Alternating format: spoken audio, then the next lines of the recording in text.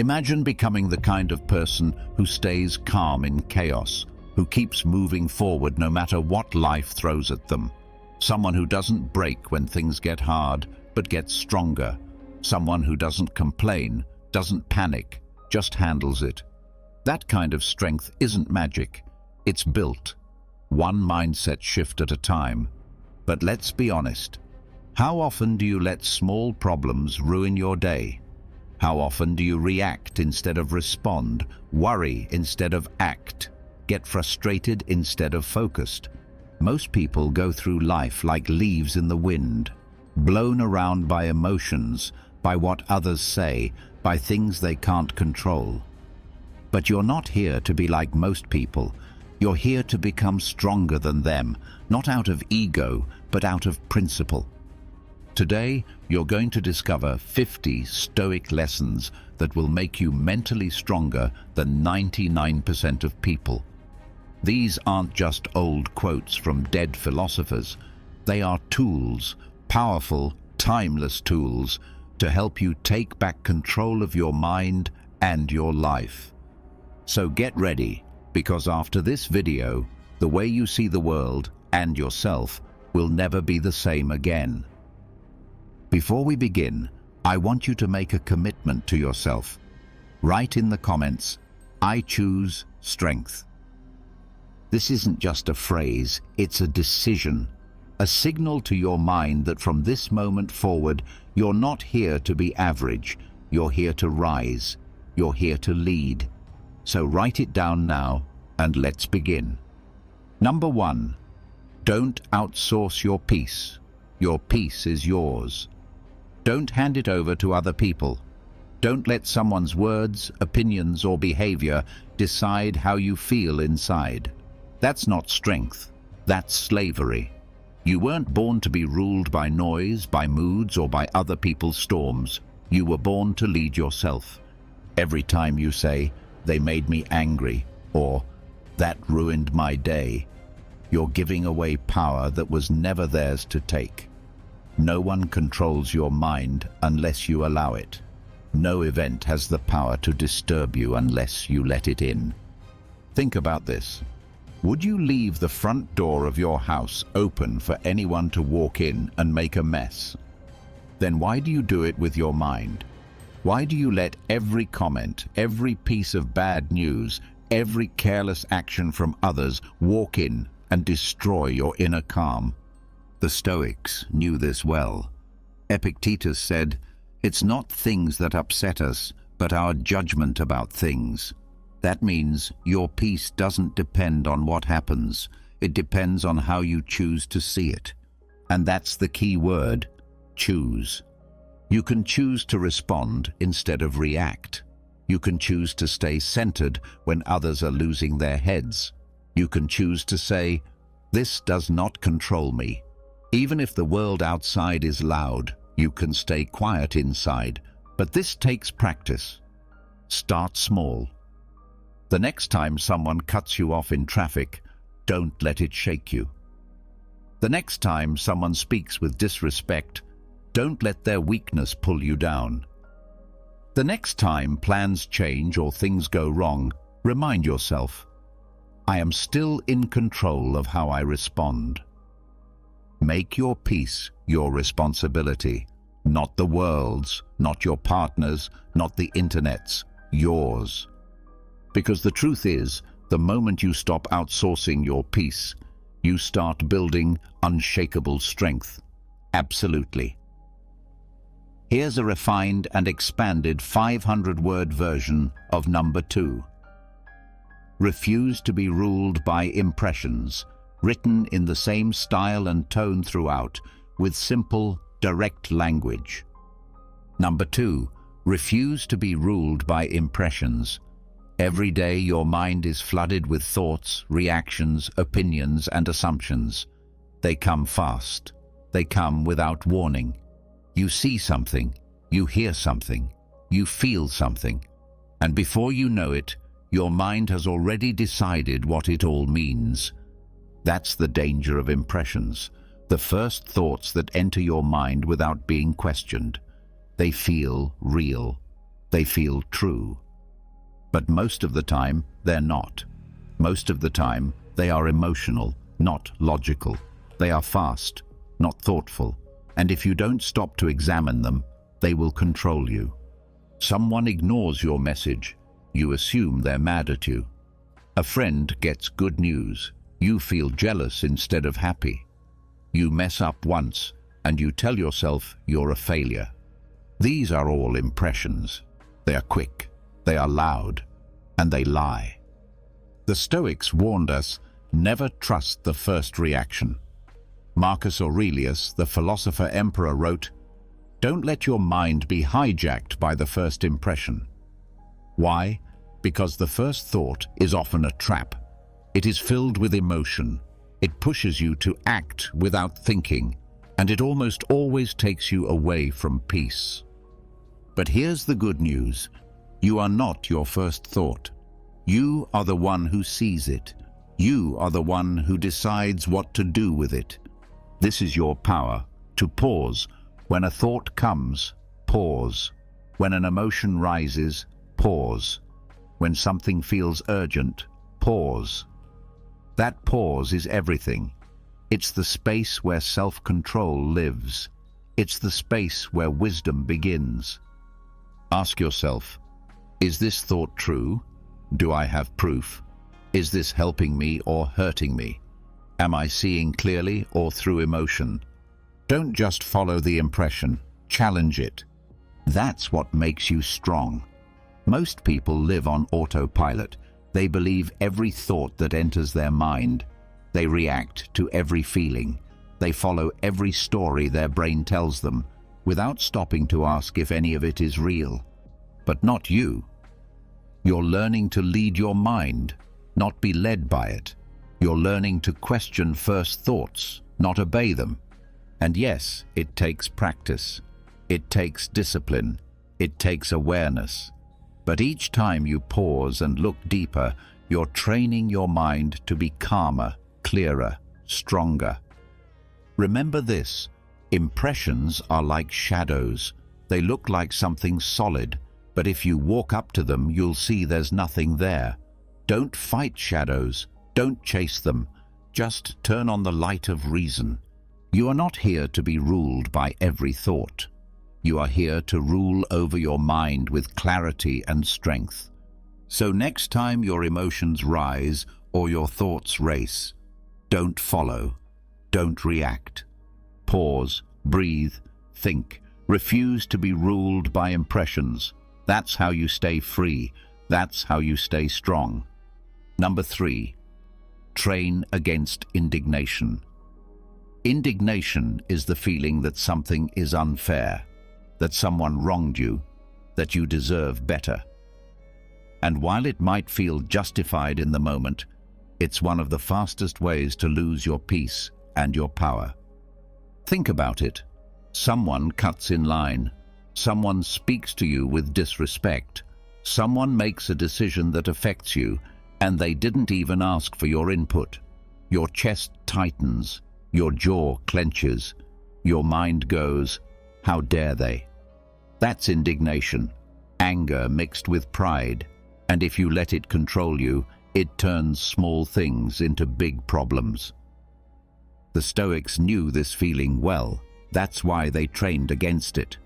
Marcus Aurelius reminded himself daily, "You will meet people who are rude, selfish, greedy, and arrogant, but they are just being who they are."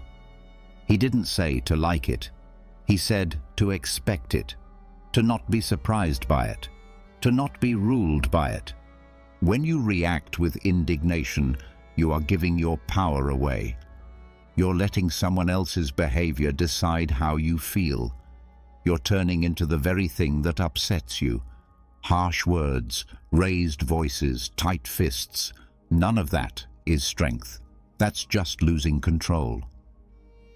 But imagine this instead. Someone disrespects you and you stay calm. Someone tries to provoke you and you don't bite. Someone acts unfairly and you still choose dignity. That's real power. That's the kind of strength that can't be shaken. And no, it's not weakness to stay calm. It's wisdom. Anyone can explode, anyone can shout and complain, but to hold your ground with composure, to look at a situation clearly and respond instead of react, that takes training. So, start now. The next time something bothers you, don't act immediately. Pause. Ask yourself, is this worth my peace? Will anger make this better or worse? Am I reacting out of ego or out of principle? Most of the time you'll see, it's not worth it. Training against indignation doesn't mean becoming passive. It means becoming wise. It means choosing your battles, protecting your energy, and leading with self-control, not emotion. Remember, your strength is not shown by how loudly you shout, but by how quietly you stand. Don't let anger make you small. Train against indignation. Choose calm. Choose strength. Choose clarity. Number 4, be indifferent to your reputation's accuracy. People will talk. They always do. Some will praise you. Some will judge you. Some will misunderstand you completely. You can live the most honest, disciplined, well-intentioned life and still be seen the wrong way. That's reality. But here's the Stoic truth. Your peace must not depend on their opinion. We all want to be seen clearly, to be understood, to be respected. That's normal. But the moment you start obsessing over your reputation, over how accurate it is, over what others think of you, you hand over your inner peace. And for what? Approval? Validation? Applause that lasts for 5 seconds? Marcus Aurelius wrote, "Ambition means tying your well-being to what other people say. Sanity means tying it to your own actions." In other words, your focus should be on what you do, not what they think. Reputation is outside your control.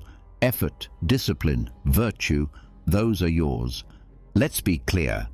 It's not about ignoring feedback or being arrogant. It's about not being enslaved by other people's opinions, even when those opinions are unfair, even when they're wrong. Ask yourself, if someone lies about you, are you less honest? If someone doubts you, are you less capable? If someone doesn't see your value, did your value vanish? No. Truth does not depend on who sees it. It stands on its own. That's why the Stoics trained themselves to be indifferent to reputation, not because it doesn't hurt, but because they understood that reputation is external. And a Stoic guards their peace by focusing only on what is internal, their values, their decisions, their principles. So don't waste energy trying to control every story people tell about you. Let them say what they want. Let them assume what they will. As long as you know who you are, what you stand for, and how you act, you are free. Remember, lions don't lose sleep over the opinions of sheep. You were not born to chase approval. You were born to live with honor. Be indifferent to your reputation's accuracy. Live well. Walk straight. Let your actions speak. Number 5. Practice pre-shaming. Most people only feel shame after they've done something wrong, after the damage is done, after they've said the thing they shouldn't have said, acted out of anger, broken a promise, or betrayed their own values. Then the guilt comes, then the regret. But what if you could feel that shame before the mistake? What if you could imagine the disappointment, the consequences, the cost, before you act? That's what the Stoics trained for. It's called pre-shaming, and it's one of the most powerful tools for self-control. Before you speak, pause and ask, will I be proud of this tomorrow? Before you act, ask, if someone I respect saw me right now, would I still go through with this? Before you give in to weakness, ask, how will I feel about this decision once the moment has passed? This isn't about being hard on yourself. It's about staying true to yourself. It's about protecting your character before it gets damaged, not after. The truth is, every choice you make is a reflection of who you are. And the moments that test you, the moments when you're tired, emotional, tempted, those are the ones that shape your future. Those are the ones where pre-shaming becomes your shield. Seneca said, "Shame may restrain what law does not prohibit." Meaning, your conscience, your sense of right and wrong, can be more powerful than any rule, but only if you train it, only if you think ahead. So start imagining the consequences. Picture the feeling of regret. Picture the version of you who looks back and says, "I shouldn't have done that." Now use that image before you act, not after. This is how strong people live. They don't wait for pain to teach them. They think ahead. They hold themselves accountable. They act with discipline, not impulse. Next time you're tempted, next time the easy path looks attractive, pause and feel that future shame now. Let it guide you. Let it remind you you're better than a moment of weakness. Practice pre-shaming. Stay ahead of regret. Protect your future with the strength of your present. Number 6. Silence is the gym of control. Control is not built when you speak. It's built when you don't. When your mouth wants to fire back, when your ego wants to prove a point, when your emotions are begging to be released, that's when silence becomes your training ground. That's where you build strength that most people never even try to develop. We live in a world where everyone wants to speak first, shout the loudest, post the fastest, but true power, it belongs to the one who can hold their tongue, the one who doesn't need to explain, defend, or react, the one who can sit in discomfort and not flinch. Think about the last time you said something you later regretted. Did it come from calm? No. It came from impulse. It came from the urge to be right, to be seen, to be heard. But you already know this. Words said in heat burn bridges, and they burn you too. The Stoics practiced silence not because they were weak, but because they understood its power. Epictetus said, "Be silent for the most part, or speak only what is necessary." Why? Because every moment you hold back is a rep for your mind, a rep for your emotions, a rep for control. When you resist the urge to speak, you're not suppressing, you're strengthening. You're learning to observe instead of react. You're creating space between stimulus and response. And in that space, you grow. Try it today. When someone annoys you, stay silent. When someone disrespects you, observe, don't react. When you feel triggered, breathe, don't explain. Every time you choose silence over reaction, you're lifting a heavier weight than most people can carry. Silence doesn't mean weakness. It means discipline. It means you don't need to prove anything. You're anchored. You're steady. You're in charge of yourself. Because if you can master silence, you can master your emotions. And if you can master your emotions, there's nothing outside you that can truly control you. So train there. In the silence. That's where self-mastery begins. Silence is the gym of control, and every rep makes you stronger. Number 7. Study your own hypocrisy. It's easy to point fingers, easy to judge others, easy to say, "They shouldn't do that," or "I would never act like that." But here's the truth most people avoid. You're guilty of the same things you criticize in others, just in different ways, or when no one's watching. The Stoics believed in deep self-examination, not to punish themselves, but to stay honest. Because the moment you stop being honest with yourself, you start living a lie. And that lie grows, quietly, slowly, until you become blind to your own flaws. That's why you must study your own hypocrisy. When you get angry at someone for being late, ask yourself, have I ever wasted someone else's time? When you call someone lazy, ask, have I never procrastinated? When you gossip, then complain about being judged. Stop and look. This is not weakness. This is courage.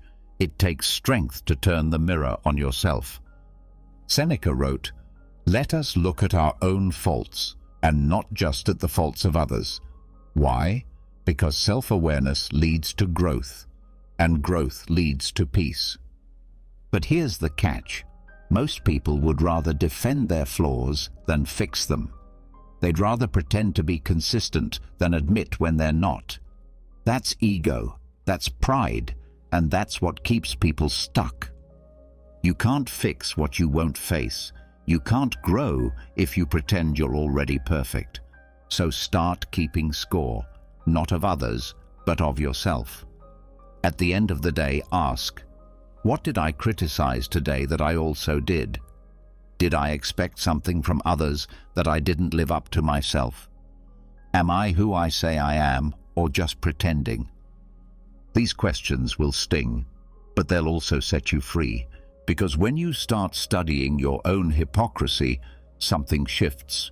You become more humble, more patient, less judgmental. You stop wasting time criticizing others and start using that energy to improve yourself. And that's what Stoicism is really about, not just appearing virtuous, but being virtuous, quietly, consistently, even when no one's looking. Study your own hypocrisy. Don't fear what you find. Use it to sharpen your character. That's how you stop being part of the problem and start becoming the example. Number 8. Master strategic detachment. You don't have to react to everything. You don't have to carry every problem. You don't have to fix what's not yours to fix.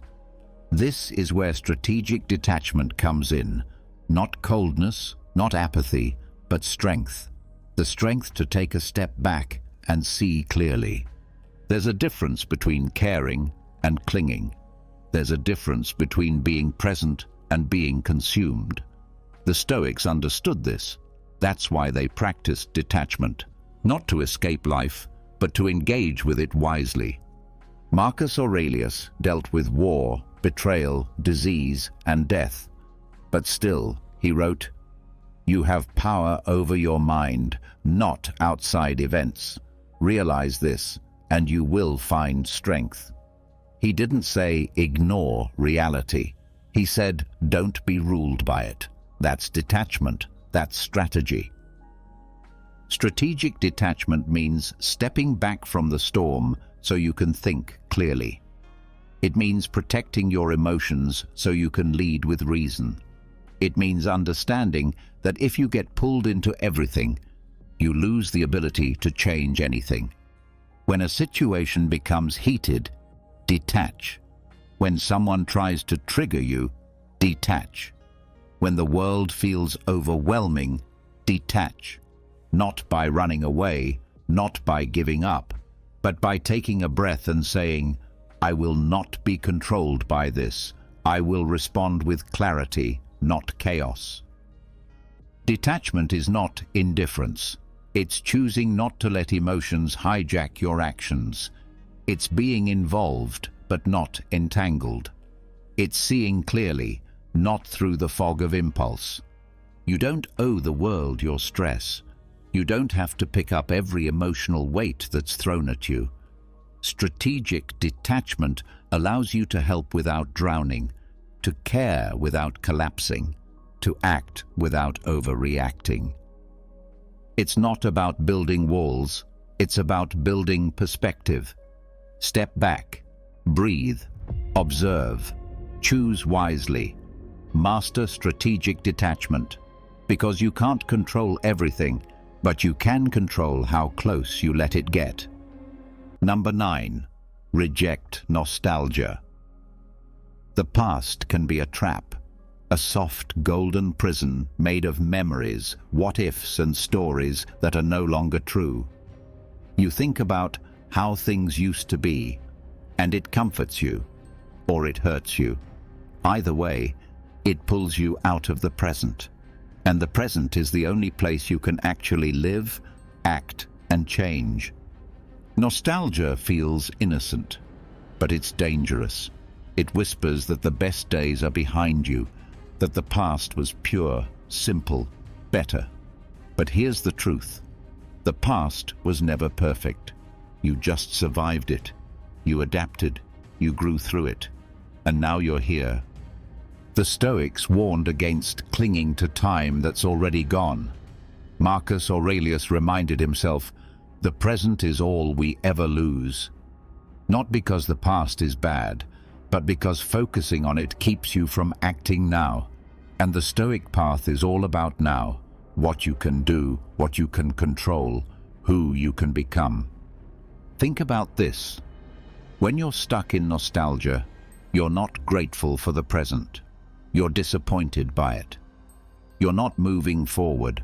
You're stuck in a story. And worst of all, you miss the opportunities right in front of you because your eyes are fixed on a world that no longer exists.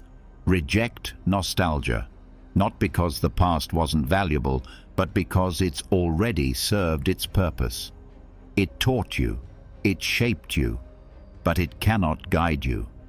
Only reason and action can do that now. So next time your mind drifts into longing for the good old days, stop and ask, what am I avoiding right now? What am I romanticizing? What can I build today that's even better than yesterday? You weren't meant to live in rewind. You were meant to grow, to evolve, to move forward with strength, not with longing. The present is where your power is.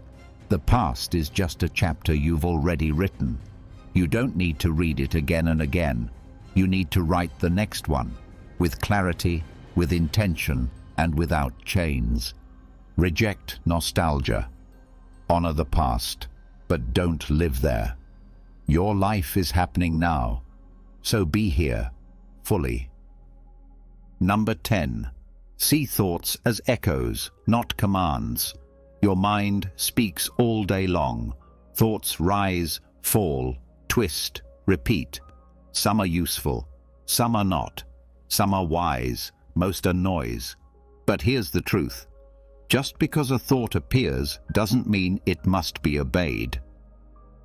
Your thoughts are not orders. They are echoes, reflections of emotions, memories, fears, or random noise from the world around you. One moment your mind says, I can do this. The next, I'm not good enough. One day it says, everything's fine. The next, everything is falling apart. Which one is true? The Stoics taught us, the wise person doesn't follow every thought. They examine it. When a thought shows up, don't salute it like a soldier receiving orders. Observe it like a guard at the gate. Ask, where did this come from? Does it help me? Does it hurt me? Does it align with who I want to be? Most people treat every thought as a fact. I feel anxious, so something must be wrong. I feel angry, so someone must be punished. I feel hopeless, so maybe I am. But those are just feelings disguised as truth. They're not truth. They're weather, passing through. Don't build your life around a cloud. Epictetus said, it's not what happens to you, but how you think about it that matters. The Stoics knew the mind can be trained, and training starts with awareness. Noticing the thought, questioning it, then choosing to follow it, or let it go. Try it. The next time a thought comes, pause. Don't grab it. Don't push it away. Just look at it. Name it. This is worry. This is ego. This is fear. When you name it, you create distance. When you create distance, you create power. Your mind will keep talking. That's what it does. But you get to choose what you believe. You get to choose what you act on. So don't treat thoughts like commands. Treat them like echoes. Some you'll keep, most you'll let fade. That's how you stay free. That's how you stay strong. Number 11. Shrink your footprint of need. Need less. That's the message. In a world that constantly tells you to want more, chase more, collect more, the Stoic chooses less. Not because they can't have more, but because they know freedom lives in simplicity. Every extra thing you need becomes a chain. Every craving becomes a weakness.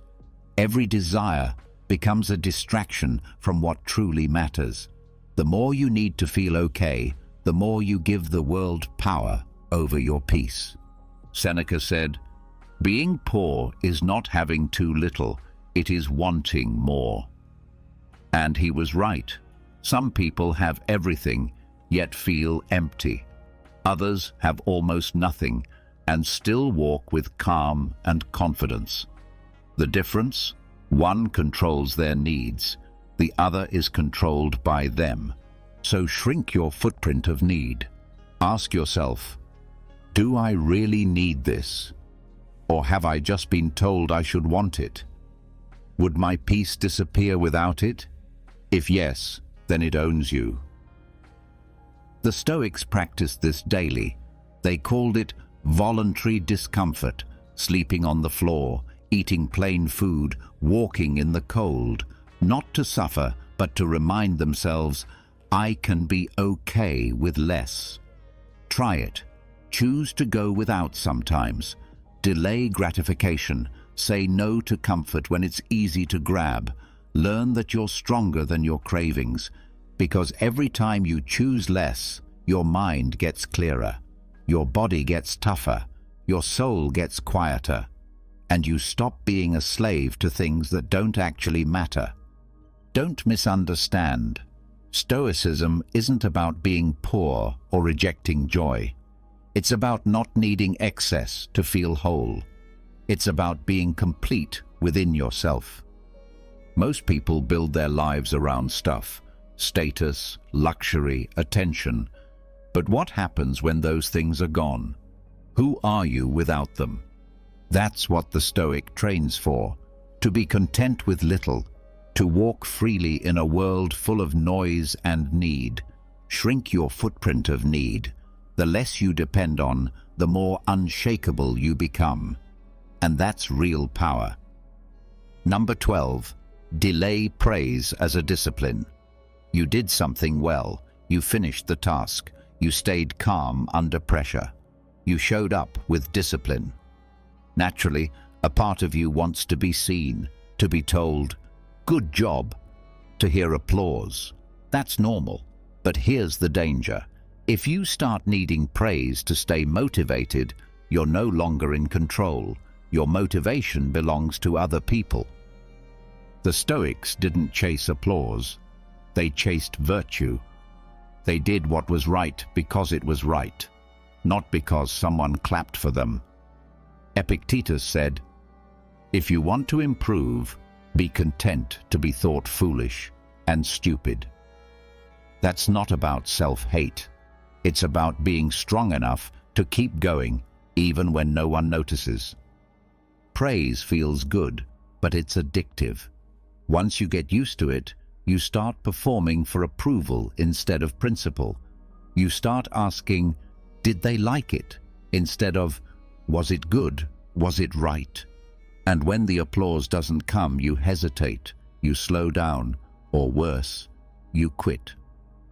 But strength is built in silence, in the hours when no one is watching, in the work done without credit, in the discipline that doesn't post itself online. So practice this. Do something good today and don't tell anyone. Help someone and keep it private. Make progress without posting proof. Then sit with it.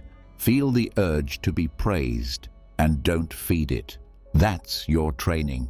That's discipline. You don't have to hate praise.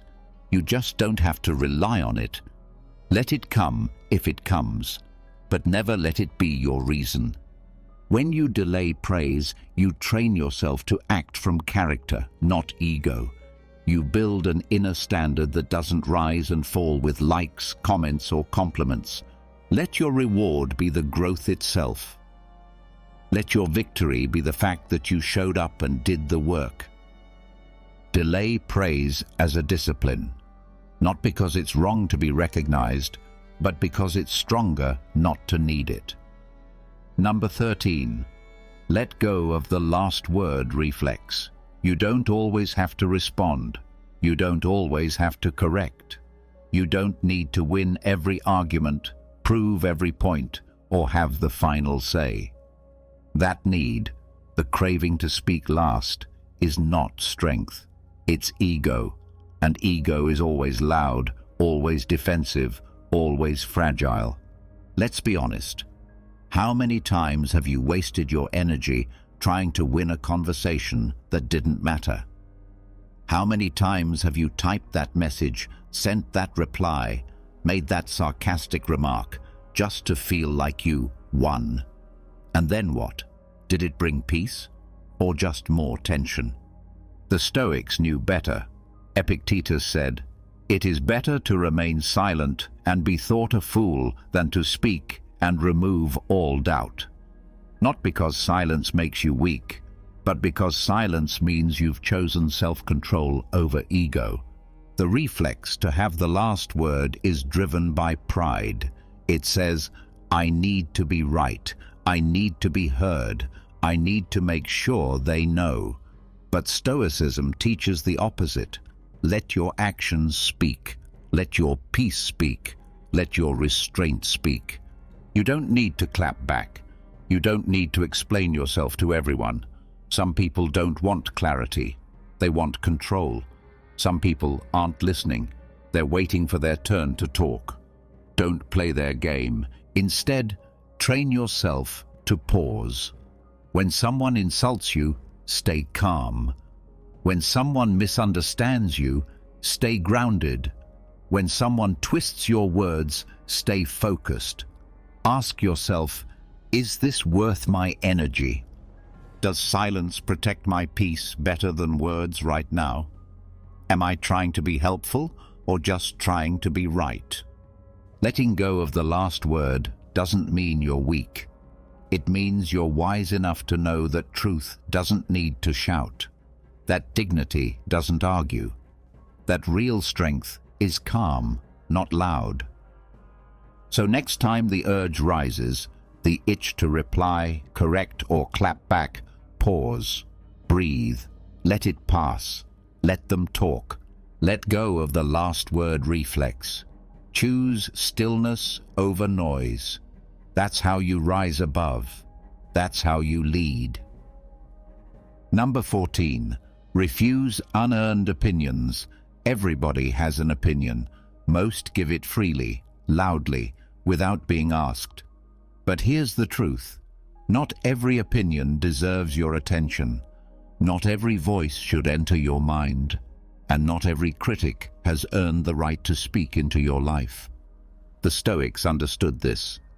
Epictetus said, if someone tried to hand you a rotten fish, would you take it?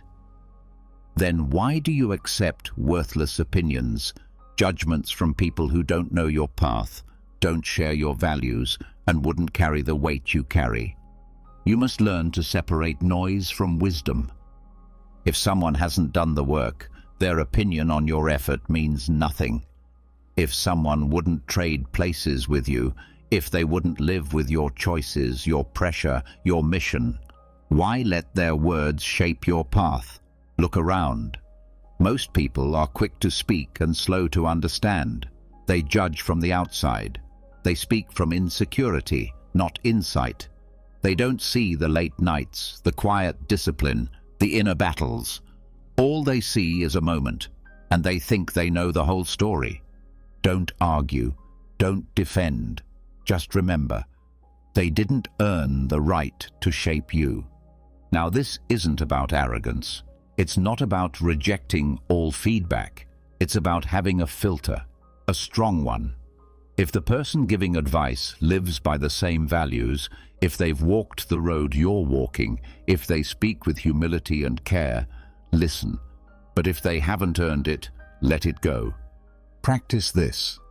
When you hear criticism, don't react. Pause. Ask, does this person live with discipline? Do they speak from experience? Do they actually care if I grow? If the answer is no, move on. Fast. You're not here to live according to untested opinions. You're here to live by tested principles, by truth, by strength. So let the world talk. Let them assume. Let them judge from a distance. You know who you are. You know what you're building. Refuse unearned opinions and protect your mind like it's sacred, because it is. Number 15. Fast from outrage. Outrage is addictive. It feels powerful in the moment, like fire in your chest, like something righteous, something bold. But most of the time it's just noise, loud, emotional, uncontrolled noise. And the more you feed it, the weaker you become. Today, people wake up looking for something to be mad about. A tweet, a headline, a comment, a mistake. It doesn't matter how small. If it gives them a reason to explode, they take it. And it drains them.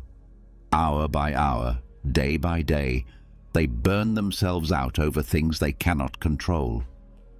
The Stoic doesn't live that way. The Stoic fasts from outrage. Marcus Aurelius wrote, "How much more harmful are the consequences of anger than the things that caused it?" He knew outrage doesn't solve the problem. It only adds to it. It clouds the mind. It steals your reason. It turns you into what you claim to oppose. So try this. Go a full day without outrage. No matter what happens, don't take the bait. Someone cuts you off, let it go. Someone says something offensive, don't react. The news shows something that stirs your anger. Pause and observe. Don't feed it. You'll feel the pull, the heat, the desire to react. But in that moment, you have a choice. React like everyone else, or rise above it. And when you feel that urge, ask yourself, is this helping me? Is this making me wiser or just louder? Would the person I want to become get pulled into this? Outrage wants attention. It wants to control your mood. Don't give it what it wants. This is not about being passive. It's about being powerful enough to stay calm, controlled, focused. While others lose themselves in emotion, you stay rooted in reason. Fasting from outrage is a discipline. Like any fast, it's uncomfortable at first, but over time, you become clearer, lighter, stronger. Your energy returns, your mind sharpens, your peace deepens.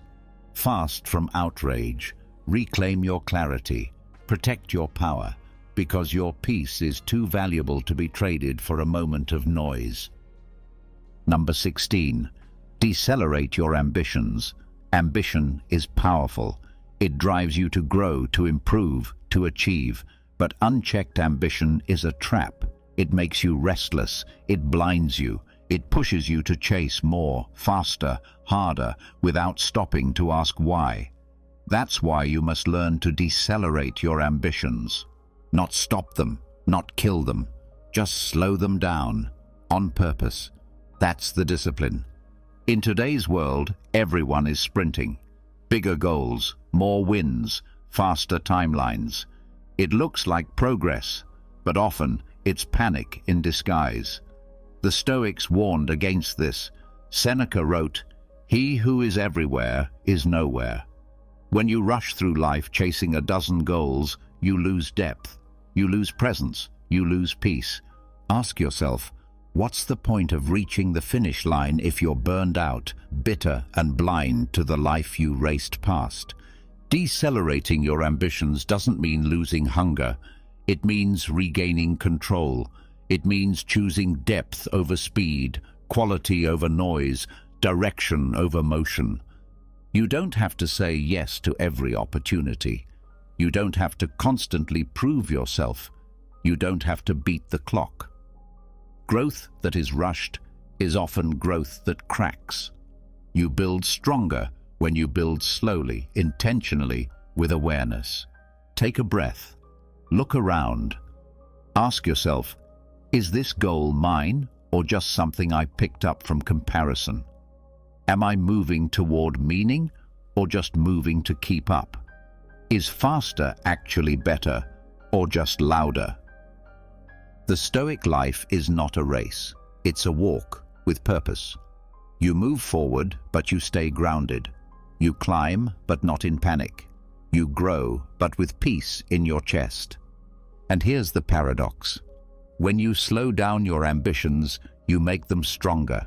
You see them clearly. You pursue them with wisdom, not desperation. You stay in control. So don't let the world rush you. Don't let ambition turn you into a machine. Decelerate. Breathe. Choose direction, not just acceleration. Because steady effort over time will always outlast frantic chasing. Decelerate your ambitions. That's not weakness, it's mastery. Number 17. Reject prestige addiction. Prestige feels good. It feeds your ego. It gets you applause, praise, admiration. But like any drug, the more you get, the more you want. And soon you're not doing things because they're right. You're doing them to be seen. That's the danger. Prestige addiction makes you forget your values.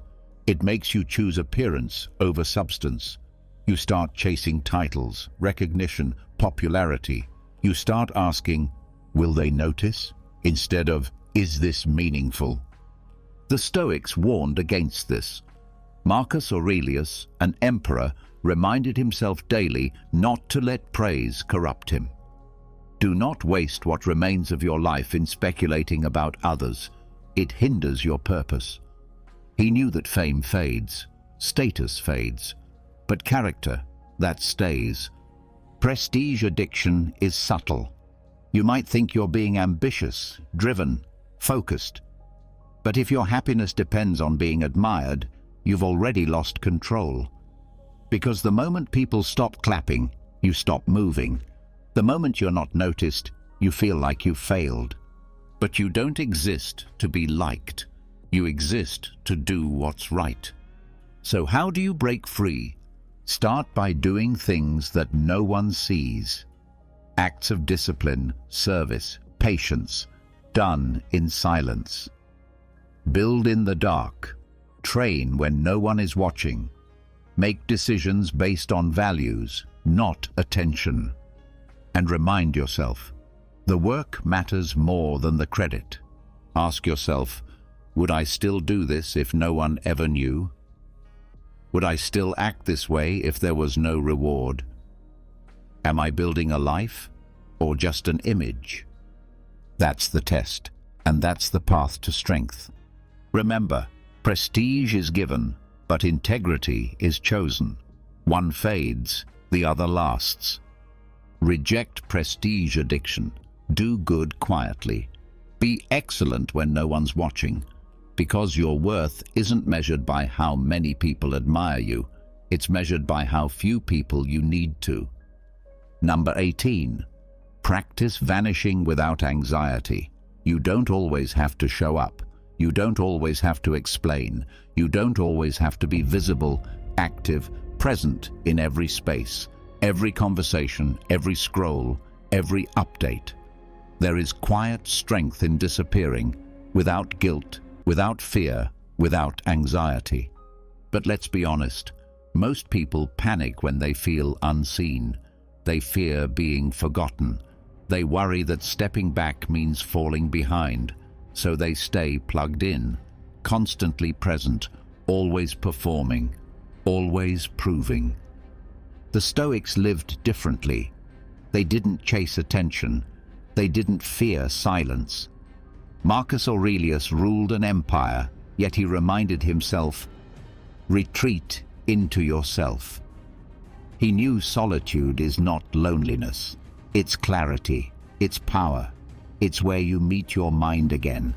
To vanish on purpose is to reset, to return to stillness, to watch without being pulled in, to rebuild your focus, your energy, your discipline.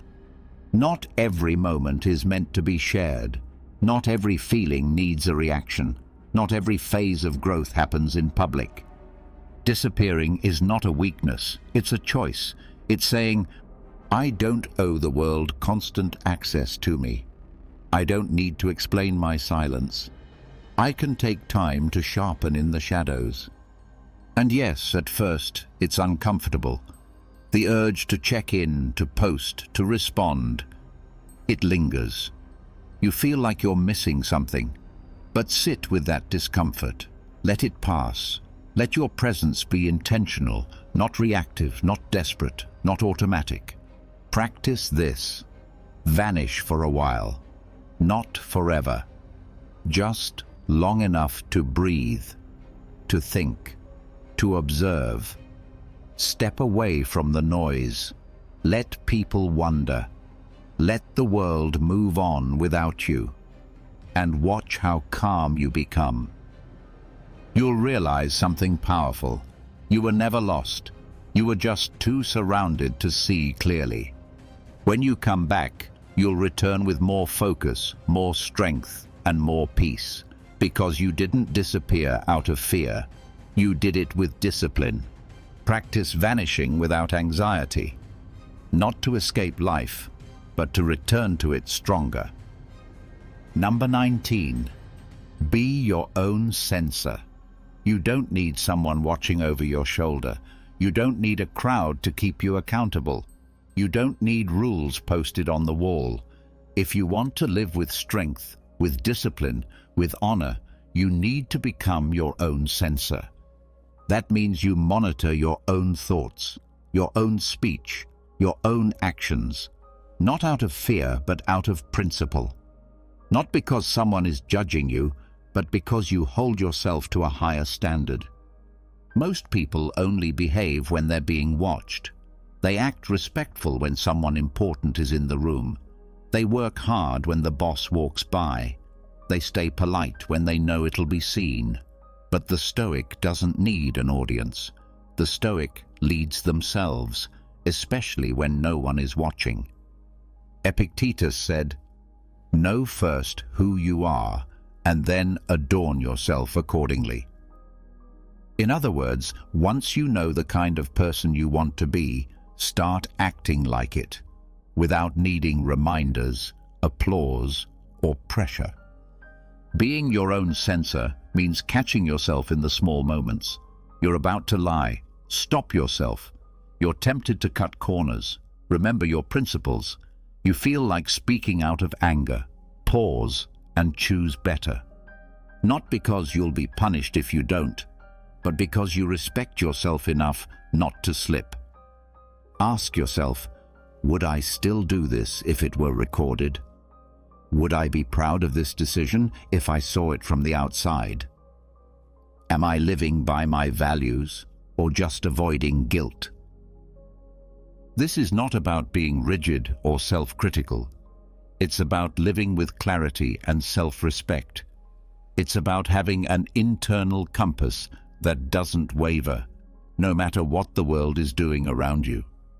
The strongest people are not those with the most rules. They're the ones who don't need them. So from now on, don't wait to be corrected. Correct yourself. Don't wait to be told. No. Don't wait to be caught. Rise above the need. Be your own censor. Lead yourself. That's what it means to be truly free. Number 20. Say no without armor. You don't need to explain. You don't need to justify. You don't need to soften your boundaries with fake excuses or nervous smiles. You are allowed to say no, clearly, calmly, and without guilt. But most people don't. They armor up. They over-explain. They wrap their no in fluff. hoping to avoid disapproval. They say, "I'm really busy, maybe later," when the truth is, they just don't want to. And that's okay, that's honest. But we've been trained to believe that saying no makes us selfish, rude, or difficult. The Stoics didn't believe that. They believed in living by reason, not fear, in doing what is right, not what is easy. Saying no when you mean no is not harsh. It's strong, it's clean, it's clear. Every time you say yes to something you don't believe in, don't care about, or don't have energy for, you're stealing time from what matters most. You're trading your peace for comfort. And comfort, in this case, is weakness. Learn to say no without armor. Not with arrogance, but with confidence. Not with coldness, but with clarity. You don't owe everyone access. You don't owe everyone your time. You can decline an invitation. You can walk away from a conversation. You can pass on a project. And you don't have to dress it up. Try this. The next time you want to say no, just say it. Don't explain it unless you truly want to. Don't pad it with apologies you don't mean. Stand on your values. Trust your reasons. Let the silence after your no be part of your strength. A clear no is better than a dishonest yes. It's more respectful to others and far more respectful to yourself. So drop the armor. Let the word speak for itself. Say no with peace. Say no with purpose. Say no like someone who knows what they stand for. Say no without armor. That's not rejection, it's self-respect. Number 21. Expect betrayal without bitterness. At some point, someone you trust will let you down. A friend, a partner, a colleague, maybe even family. It won't be fair. It won't make sense. And yes, it will hurt. But if you're walking the Stoic path, you must learn this. Betrayal is part of life, and bitterness is a choice. Most people carry betrayal like a wound that never heals. They replay the moment. They build walls. They grow cold. But in doing so, they give the person who betrayed them more power than they ever deserved. The Stoic doesn't live that way. The Stoic accepts reality. People are flawed, even the ones you love, even the ones with good intentions. Marcus Aurelius reminded himself, when you wake up in the morning, tell yourself, you will meet people who are selfish, ungrateful, dishonest, jealous. Not to become cynical, but to prepare, so that when betrayal happens, you're not surprised and you're not shaken. Expect betrayal, not because you want it, but because you're wise enough to know it happens. It's not personal, it's human nature, weakness, fear, greed. These things live in everyone, including you. But here's the key. Don't let betrayal turn you bitter. Don't become what hurt you. Don't close off your heart to protect your pride. Forgiveness isn't weakness. It's wisdom. It's strength. It's saying, you don't control my peace. I release this and I move forward. Bitterness is a slow poison. You think it protects you, but it only damages you. It keeps you locked in a story that's already over. The Stoic doesn't cling to stories. They cling to reality. And the reality is this. Betrayal happens. People fail. You learn. You adapt. You keep your peace. So next time someone breaks your trust, feel the pain, but don't stay there. Reflect, but don't ruminate. Expect it, but don't fear it. Ask yourself, what can I learn from this? How can I protect my peace going forward? Who do I want to be, even when others fail me? Expect betrayal without bitterness. Let it sharpen your judgment, not harden your heart. That's how you stay open, without being naive. That's how you stay strong, without growing cold. Number 22. Rehearse others' errors. People will disappoint you. They will lie. They will be careless. They will forget, ignore, betray, overreact, and underdeliver. That's life. That's humanity. And if you expect perfection, you will break.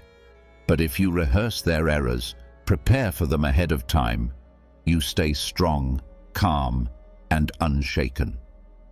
The Stoics had a name for this: premeditatio malorum, the premeditation of evils.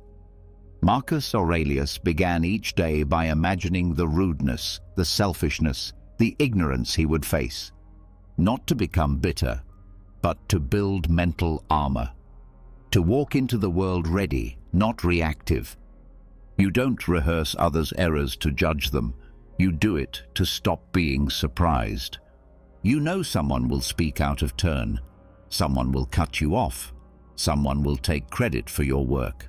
Someone won't text back. Someone will act from ego instead of understanding. So why be shocked when it happens?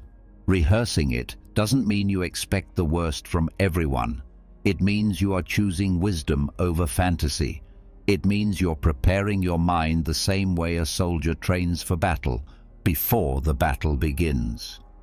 Here's how to practice it. Each morning, take 1 quiet minute. Say to yourself, today I will face rudeness. I will face carelessness. I may be let down. Then say, and when it happens, I will remain calm. I will not take it personally. I will respond with reason. That one mental rehearsal can change your entire day, because now when someone slips, you won't take it as a personal attack. You'll take it as expected. When someone falls short, you won't explode. You'll exhale. You've already seen it in your mind. This isn't about becoming numb. It's about becoming steady. The truth is, people will make mistakes, but their mistakes don't have to become your emotional burden. Rehearse others' errors, not to build walls, but to build strength. Not to expect failure, but to remain unshaken when it comes. That's Stoicism. That's power. That's peace. Number 23. Detach from being understood. You won't always be understood. You can speak clearly, act with good intentions, explain yourself calmly, and still, people will twist your words, misread your actions, and assign motives that don't belong to you. That's life. And if you're not careful, the need to be understood will become a prison. Here's the truth. You don't control how others see you. You only control what you do, how you think, and the values you live by. If your peace depends on being seen correctly, you've handed your happiness to the world, and the world is careless with it. The Stoics knew this. Epictetus said, "If you want to improve, be content to be thought foolish and stupid." Why? Because growth often looks strange to others. Discipline looks cold. Silence looks passive. Strength looks harsh. People misunderstand what they don't practice. And that's not your burden to carry. Detachment is not indifference. It's freedom from emotional dependence. It's the ability to say, I know who I am. If they don't understand, that's okay. This isn't easy. The ego wants to explain itself, to be seen, to be validated. But the more you chase understanding from others, the more you lose understanding of yourself. So train to let go. Let people misjudge you. Let them question your silence, your choices, your path. You're not here to be explained. You're here to live with clarity. Be kind, but don't over-explain. Be true, but don't beg to be seen. Let your actions do the speaking, even if the world chooses not to listen. Ask yourself, if I'm misunderstood, does it change my principles? Am I living for truth or for approval? Is peace worth more than being right in someone else's eyes? Detach from being understood, not out of arrogance, but out of wisdom. Because when you stop needing to be seen correctly, you finally start seeing yourself clearly. Number 24. View rejection as neutrality. Rejection feels personal. It stings. It echoes in your mind like a message that says, "You're not enough." But that's a lie. The truth is, rejection isn't a weapon, it's a signal. And most of the time it has nothing to do with your worth. The Stoics taught us to see things as they are, not as we feel they are. So here's how to see rejection the Stoic way. As neutral. Not good, not bad, just information. Just one path closed so another can open. You didn't get the job? That's a fact, not an insult. Someone didn't choose you. That's a decision, not a judgment. A door shut in your face. That's direction, not disgrace. When you take rejection personally, you give it power. You let it define you. But when you see it with clarity, you realize it's just life moving, shifting, guiding, not punishing you, positioning you. Marcus Aurelius said, "Choose not to be harmed, and you won't feel harmed." The same applies to rejection. If you don't see it as failure, it won't be failure. If you don't take it as shame, it won't be shame. It's your interpretation that shapes your experience, not the event itself. Next time you're rejected, pause. Don't react. Don't spiral.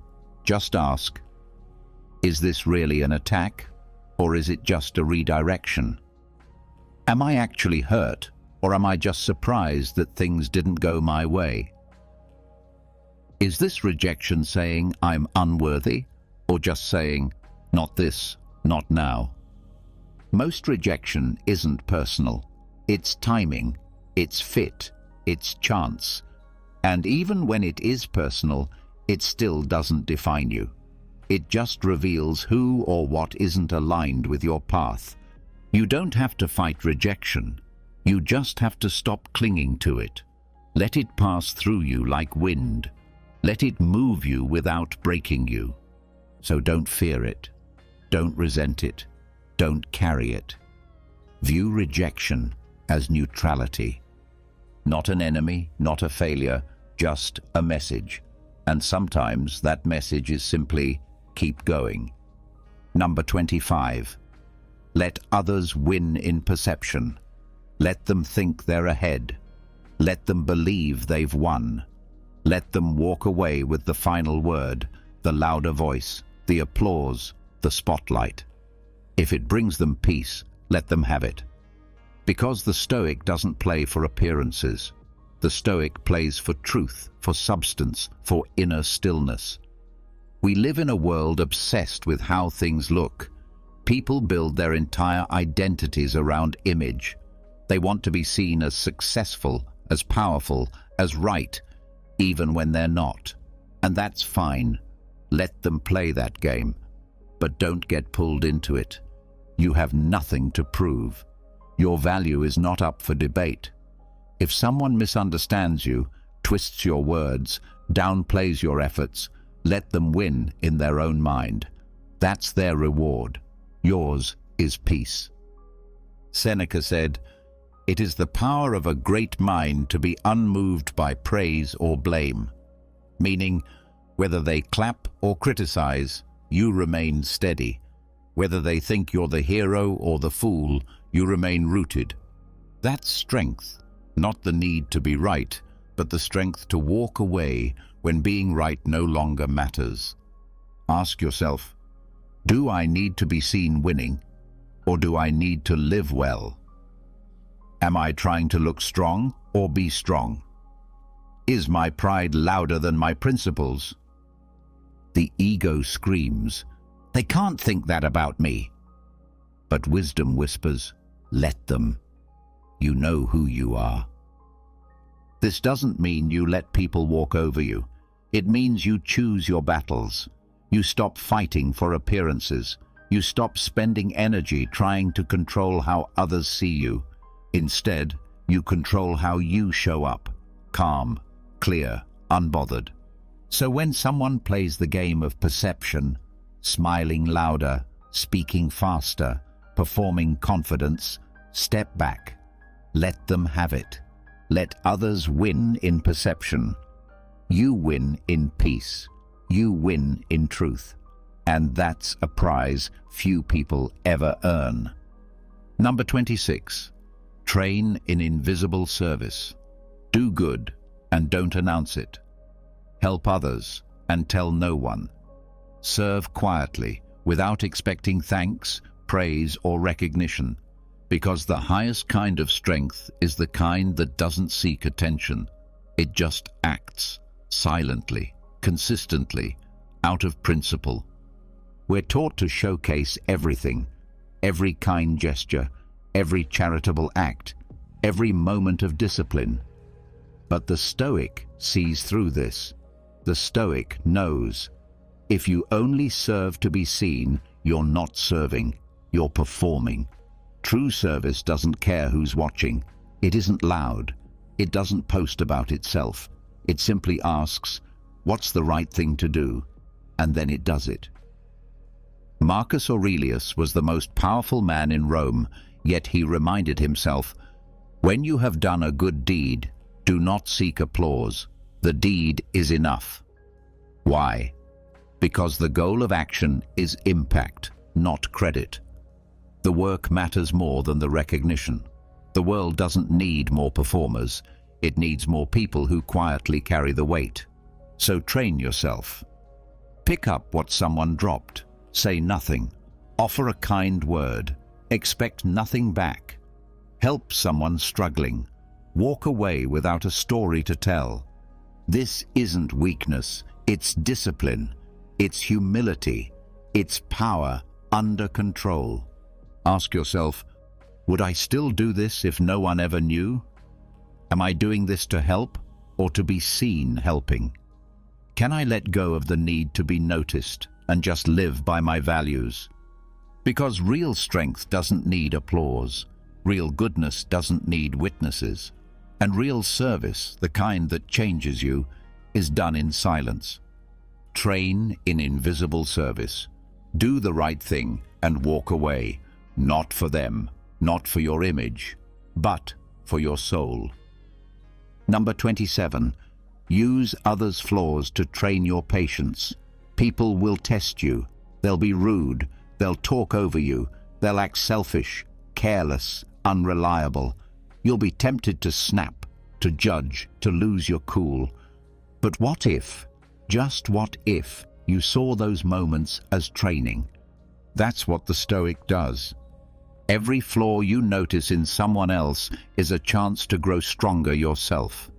Instead of saying, why are they like this? The Stoic says, here's my chance to practice patience.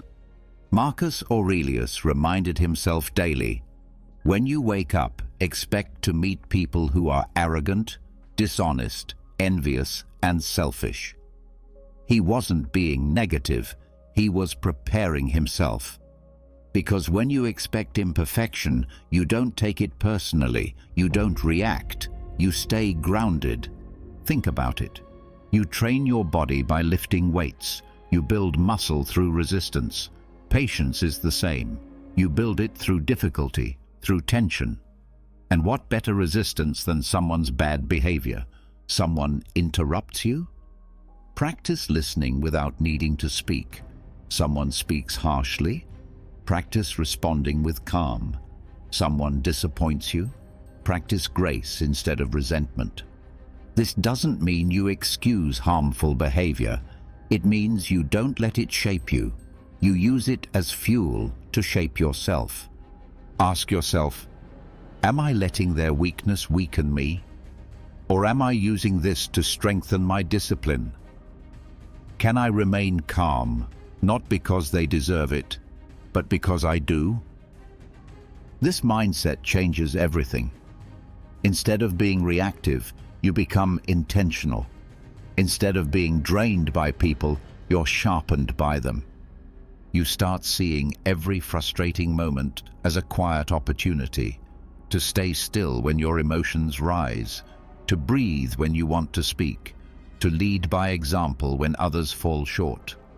That's how the Stoic becomes unshakable, not by avoiding difficult people, but by training through them. Use others' flaws to train your patience, not for them, for you, because every test is a chance to build the strength no one can take from you. Number 28. Observe without reacting. Not everything needs your opinion. Not everything needs your reaction. In fact, the more you observe without reacting, the stronger you become. Because in that space, between what happens and what you do, you gain control, and that's where power lives. Someone says something offensive, you don't have to reply. A problem shows up suddenly, you don't have to panic. A feeling rises inside you, you don't have to act on it. The Stoic is not cold, but they are composed. They know how to pause, to watch, to listen. Marcus Aurelius wrote, "You have power over your mind, not outside events. Realize this, and you will find strength." That begins with observation, with stillness, with not letting every emotion push you into action. Most people react instantly. They speak before thinking. They type before breathing. They explode at the first sign of discomfort, and then they regret it. They apologize. They clean up the mess. But the Stoic chooses the higher ground, to see clearly before responding, to watch their own mind, to step back and say, "Let me look at this first." This is not weakness. This is mastery. Because when you react to everything, you become a puppet, pulled by emotion, by others, by chaos. But when you observe without reacting, you become grounded, unshaken, clear. So start training it. When someone frustrates you, pause. When something surprises you, breathe. When a feeling rises, watch it.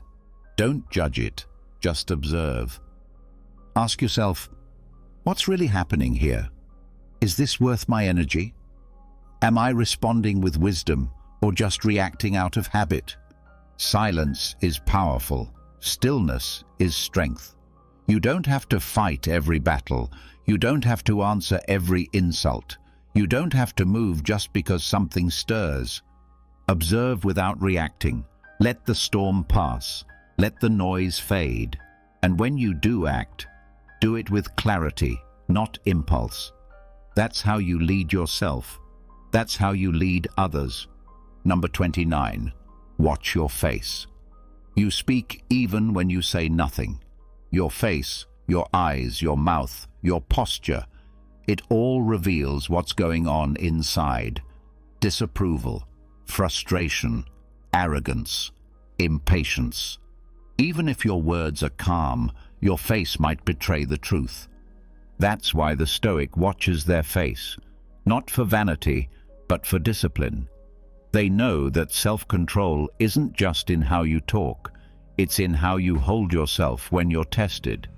Marcus Aurelius wrote, "Let the God within you rule a man who is of one mind, and who remains silent or speaks according to law, and who is content with whatever happens to him." In simple terms, your outward expression should reflect inner calm, not irritation, not superiority, not panic. When someone disagrees with you, do you smirk? When you're waiting impatiently, do your eyes roll? When you're under pressure, does your frustration leak through your expression? These moments may seem small, but they expose something bigger, a lack of control. Your face is a mirror. It shows whether your principles are steady or just words. So train it. When someone annoys you, practice softening your expression. When you feel judgment rise, keep your face still. When things don't go your way, let your eyes stay calm. This isn't about pretending, it's about alignment, about making sure your outside matches the discipline you're building inside. Ask yourself, what is my face saying right now? Would I be proud of this expression if someone I respect saw it? Am I reacting or responding with presence? Because every glance, every raised eyebrow, every sigh, they all tell a story. And if you're not careful, they'll speak for you before your values do. The Stoic face is not blank, it's composed. It's not fake, it's trained. It doesn't hide emotion, it chooses when and how to express it. Watch your face. Let it show poise, not pride, peace, not ego. And in time, your presence alone will speak volumes without you saying a word. Number 30. Love others stoically. Love is not weakness. Real love, the kind the Stoics lived by, is strength under control. It's deep, loyal, steady, but never possessive, never desperate, never dependent. To love stoically is to care without clinging, to give without needing, and to stay grounded even when others change, leave, or disappoint. Most people love with expectation. They attach their happiness to how others behave. If the person loves them back, they're joyful. If not, they're broken. But this isn't love. It's attachment. It's a deal, and deals break. The Stoic doesn't love like that. The Stoic loves fully, with presence, with kindness, with truth, but also with understanding. People are temporary, flawed, and free. You cannot own them. You cannot control them, and trying to will only bring pain. Epictetus said, "When you kiss your child, say to yourself, 'Tomorrow they may die.' Not to be cold, but to love with full awareness of loss, to not take a single moment for granted, to hold people gently, not tightly." Loving stoically means this: you're there for others, but not destroyed when they leave. You're kind, but not controlled by their approval. You forgive, but don't become blind. You help, but you don't demand anything back. You understand that love is a gift, not a trade. That love is strongest when it's rooted in character, not emotion. And that real love always leaves space. Space for freedom, space for imperfection, space for change. Ask yourself, do I love them or just need them to make me feel whole? Am I giving them freedom or trying to control them with love? Would I still love this way if I expected nothing in return?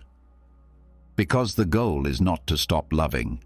The goal is to love better, with clarity, with strength, with peace. Love others stoically. Hold them close, but never tightly. Care deeply, but never desperately. Let your love be calm, not chaotic.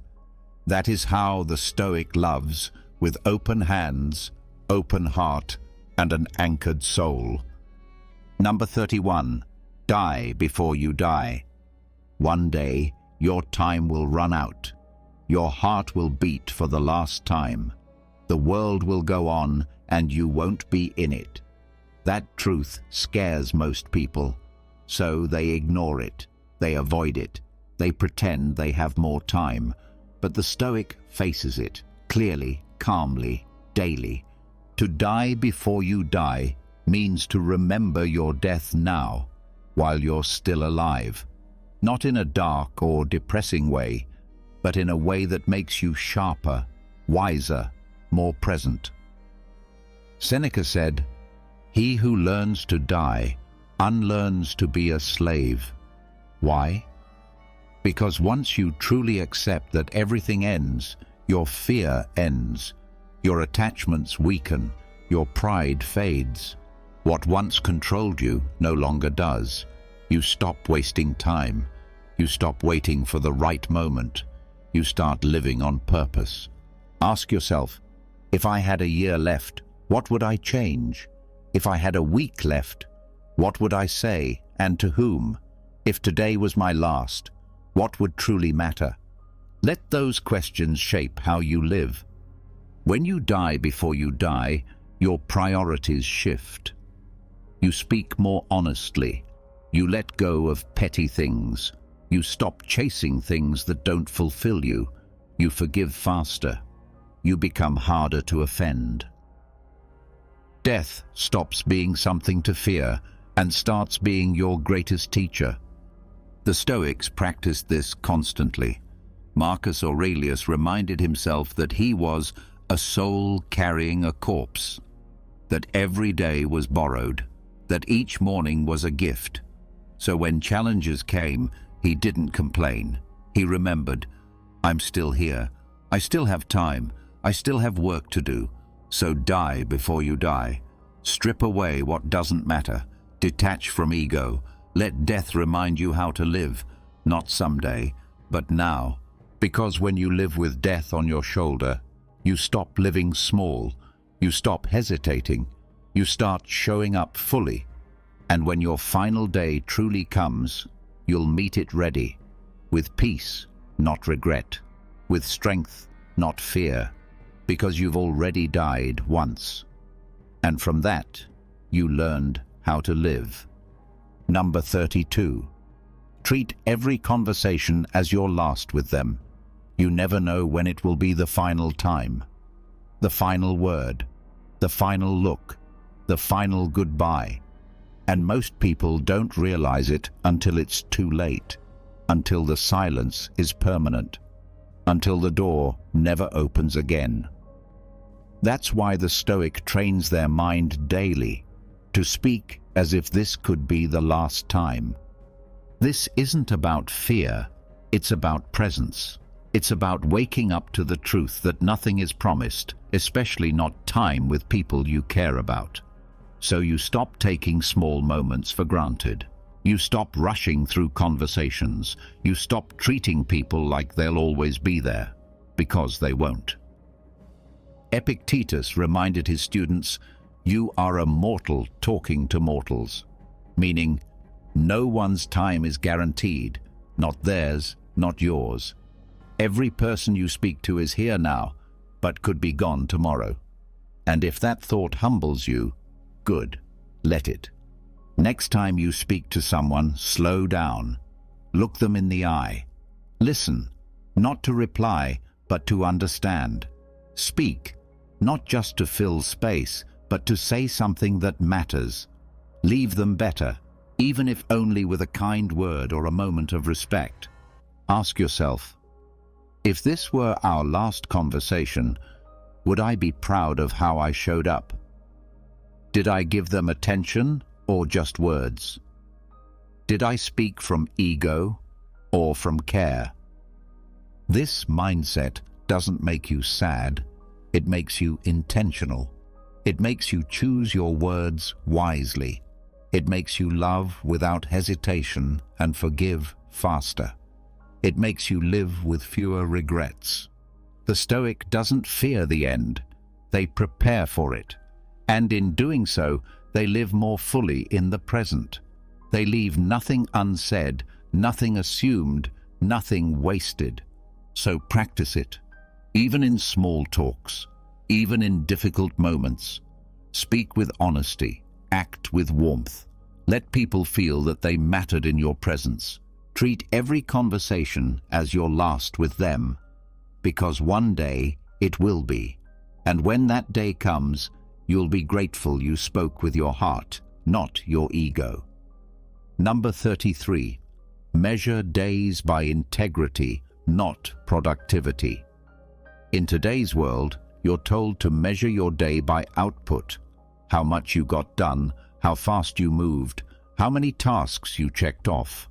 Busy equals successful. Activity equals worth. But the Stoic sees things differently. Your value doesn't come from how much you do, it comes from how you do it. Not speed, but purpose. Not volume, but virtue. That's why the Stoic doesn't ask, Was I productive today? They ask, was I honest? Was I disciplined? Was I true to my values? Anyone can stay busy. Machines stay busy. But not everyone can stay in integrity to their word, to their principles, to their higher self. Marcus Aurelius never said, do more. He said, if it is not right, do not do it. If it is not true, do not say it. That's how he measured the day, not by accomplishments, but by alignment. So ask yourself at the end of each day, did I do what I said I would do?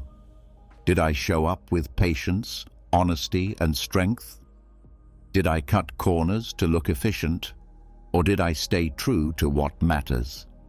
Some days you'll get a lot done. Some days you won't.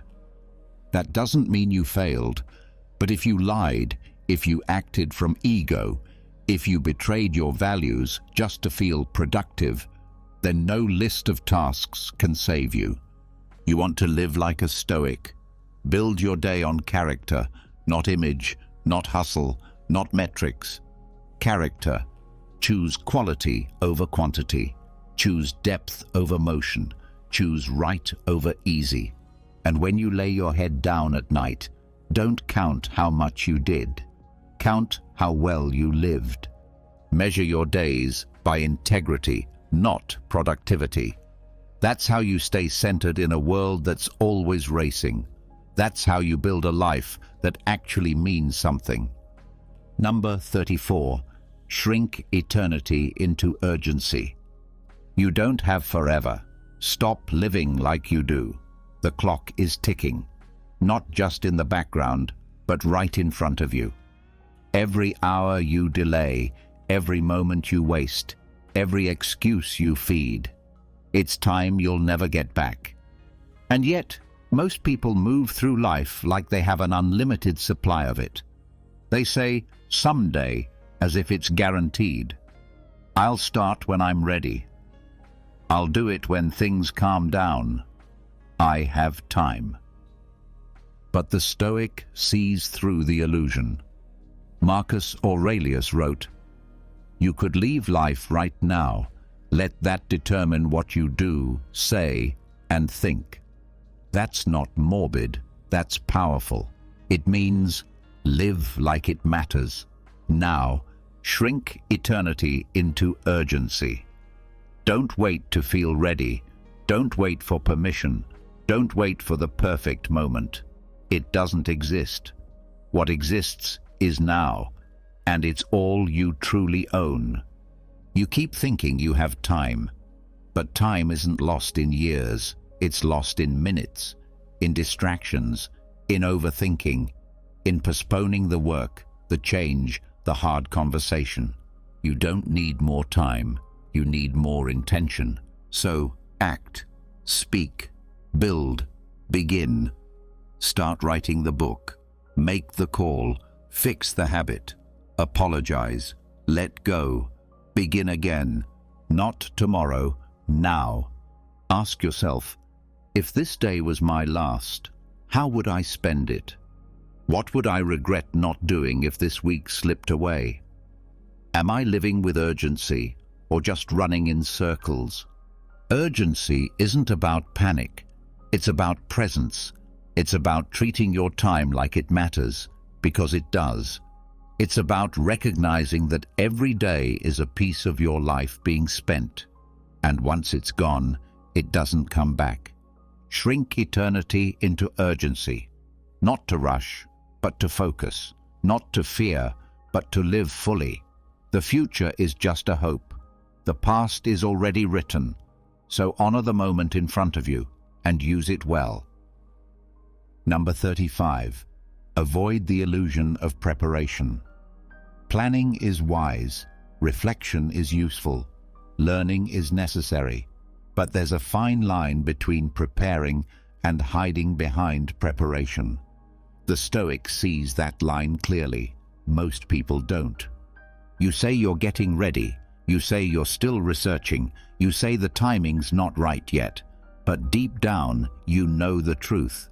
You're stalling, you're scared, you're trying to perfect something before you even begin. That's the illusion of preparation. It feels like progress, but it's not.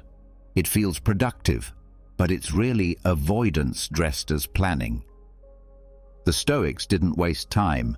Marcus Aurelius reminded himself, "You could leave life right now. Let that determine what you do and say and think." In other words, act. Now. You don't need to have it all figured out. You need to begin. You won't become strong by reading about discipline. You become strong by living it. You won't master calm by thinking about peace. You build it by facing pressure and not folding. Philosophy is action, not theory. Ask yourself, am I preparing or am I procrastinating? Am I learning or just delaying what I already know I need to do? Am I afraid of starting because I might fail or because I might change?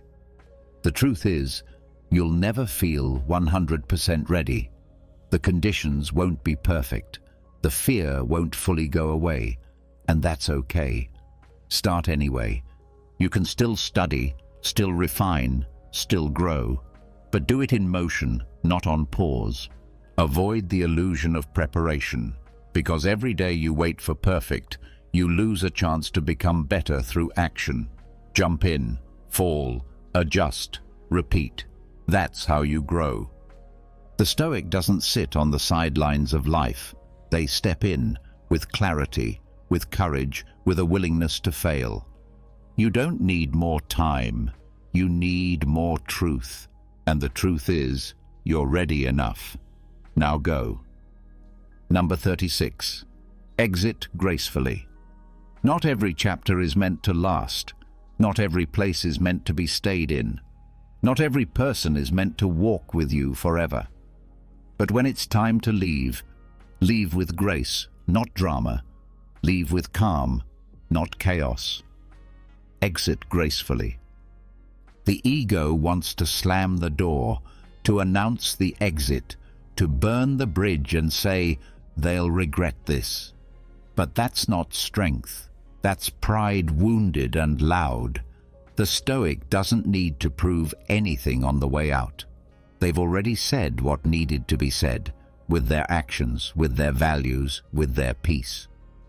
Seneca wrote, "As is a tale, so is life. Not how long it is, but how good it is what matters." That applies to your roles, your jobs, your relationships, your seasons of life. What matters is not how long you stayed, but how you carried yourself when you walked away.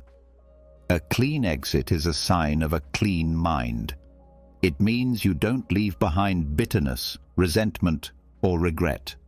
You leave behind clarity, maturity, self-respect. So when something ends, don't cling, don't curse, don't drag it out longer than it needs to last. If it's time to move on, then move. Quietly, confidently, respectfully. Ask yourself, am I leaving to grow or to get revenge? Will I remember this exit with pride or with shame? Is my ego speaking or my wisdom? Whether it's walking out of a room, a role, or a relationship, make your exit clean. Don't throw mud. Don't throw blame. Pack your peace and move forward. Because how you leave matters just as much as how you stayed. It says everything about your character, about what you value, about what you've learned. Exit gracefully. No noise, no fire, no need to be remembered. Just strength, just stillness, just you, walking away with your dignity intact. Number 37. Let boredom humble you. Boredom isn't the enemy, it's a mirror. It shows you the truth about your mind when there are no distractions, no noise, no stimulation to hide behind. And that truth can be uncomfortable. But the Stoic doesn't run from boredom. They use it. In modern life, we panic when things slow down. We reach for our phones, scroll endlessly, check for messages, refresh feeds. We fill every quiet moment with noise because stillness feels unbearable. Why? Because boredom forces you to face yourself. But here's what the Stoics understood. Boredom is an opportunity to practice mastery. Seneca wrote, "We suffer more in imagination than in reality." Boredom is a perfect example. It's not pain, it's the story you tell yourself about silence. You say, "This is meaningless, this is dull, this is uncomfortable." But in truth, boredom is asking you a simple question. Can you stay present without needing to be entertained? If you can't sit still without reaching for something, you're not free. If your mind needs constant stimulation, it's not strong, it's dependent. Let boredom humble you. Let it show you how restless your thoughts are. Let it reveal how often you run from stillness. Let it expose how little control you sometimes have over your own attention. But don't judge yourself. Use it. Sit in that silence. Breathe.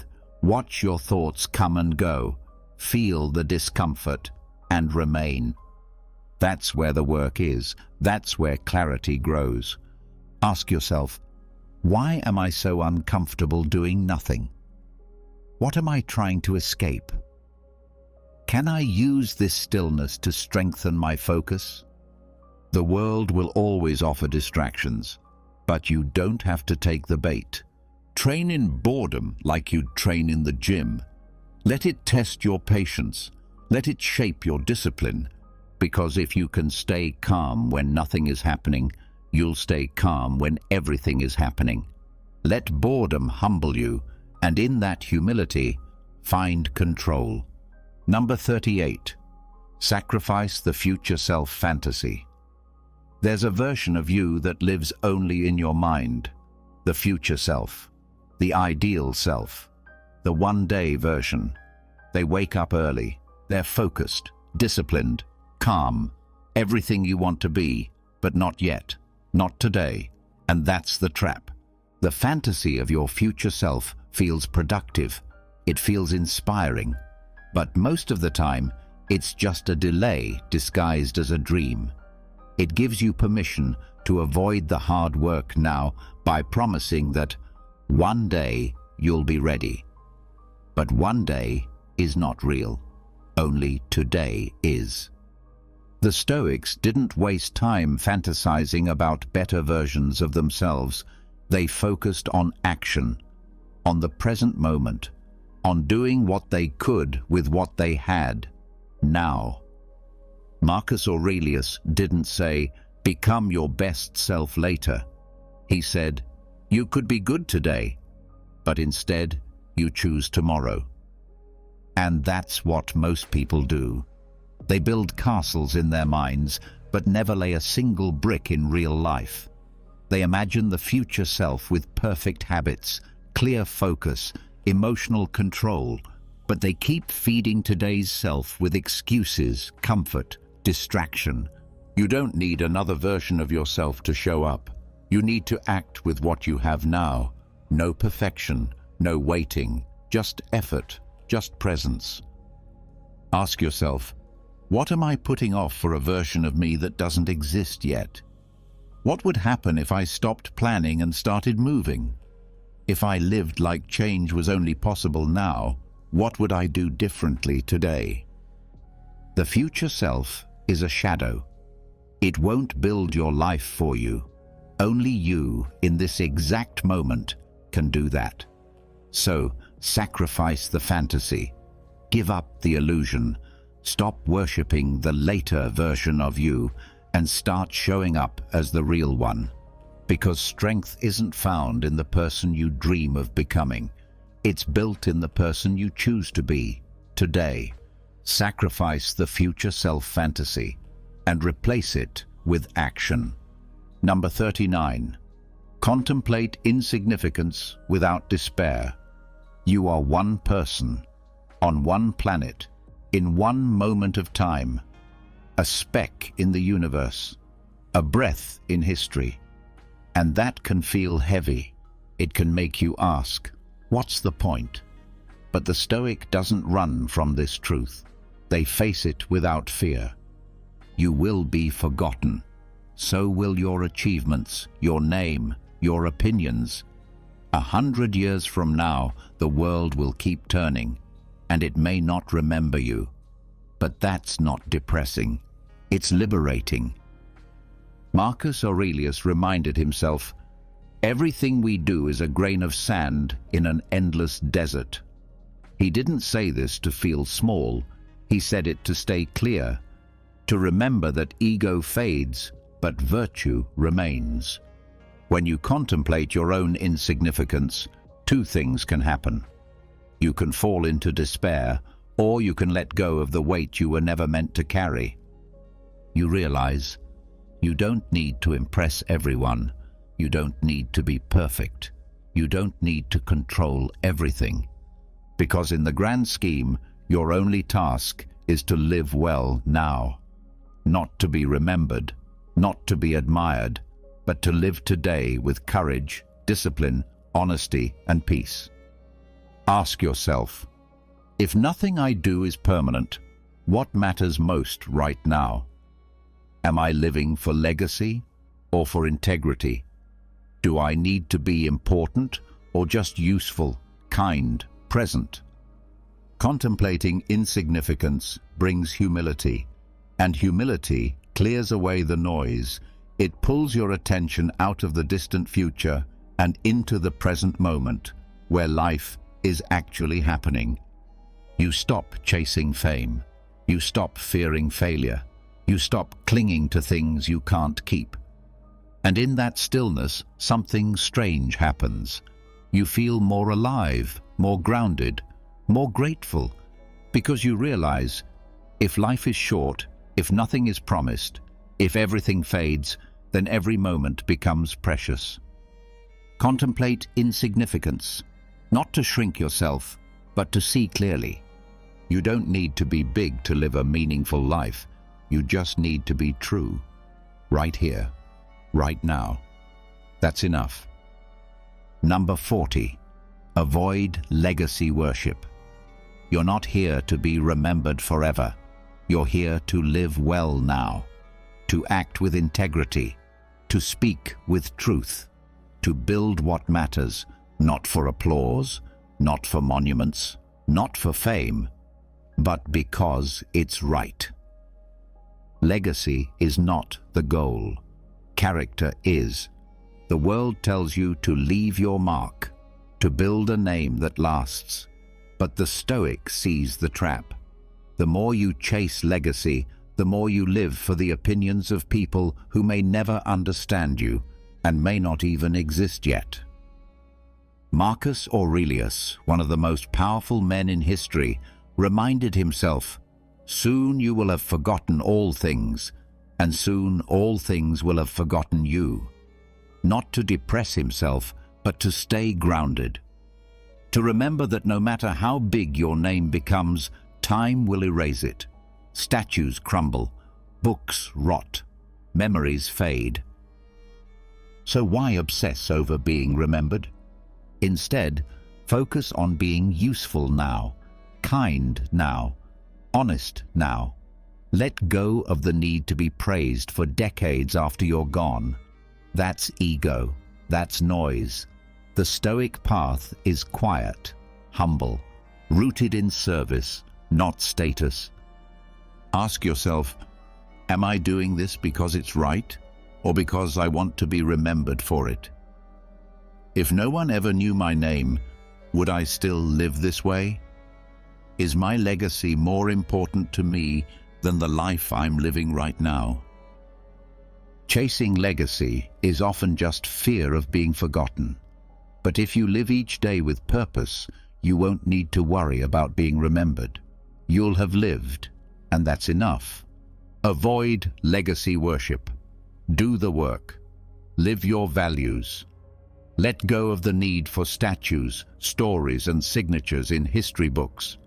Because the Stoic knows, It's better to be good now than to be remembered later. Number 41. Use adversity as an identity test. Anyone can be calm when life is easy.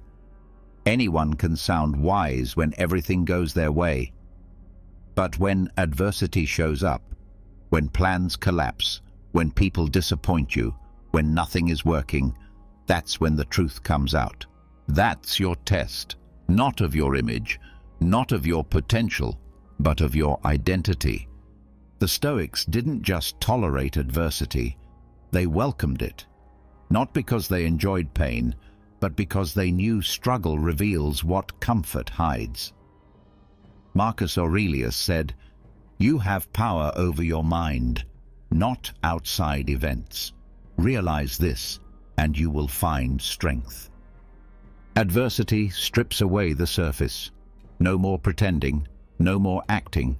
Only what you truly believe, what you truly value, and who you truly are remain. So when things get hard, don't just ask, "How do I fix this?" Ask, "Who am I right now?" Are you patient or impulsive? Are you grounded or emotional? Are you ruled by ego or led by principle? Adversity gives you a mirror. What you do in the middle of stress, fear, loss, discomfort, that's your real character, not your goals, not your words, your response. And here's the good news. Every test is a chance to sharpen your identity, to rise, to show yourself that you are who you say you are. Ask yourself, can I stay honest under pressure? Can I keep my values when it's hard, not just when it's easy? Can I use this moment to become stronger, not bitter? Most people fall apart when adversity hits. They blame, they panic, they fold. But you're not most people. You are here to use adversity, not to explain your weakness, but to prove your strength. Use adversity as an identity test. Let it reveal, let it refine, let it remind you, this is who I really am, not when it's comfortable, but when it counts. Number 42.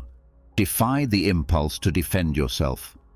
When someone misunderstands you, criticizes you, questions your motives, what's the first thing you feel? The urge to explain, to fight back, to prove yourself. That's the impulse. And if you're not careful, it becomes a habit. But the Stoic doesn't answer every accusation. They don't waste their energy defending what doesn't need defense. Why? Because truth doesn't panic.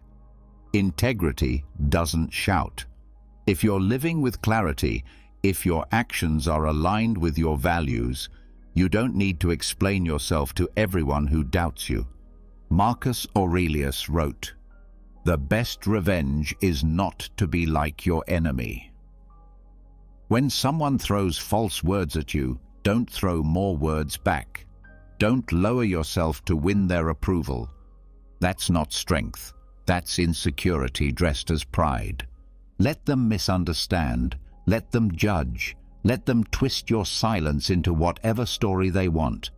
If your conscience is clear, your peace is safe.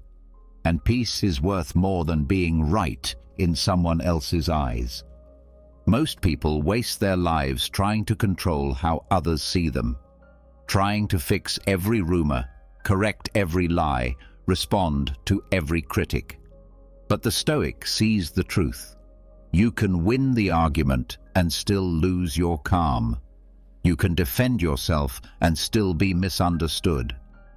Ask yourself, do I need their approval or do I need my peace? Will defending myself change the truth or just feed my ego? Am I answering wisdom or just reacting to noise?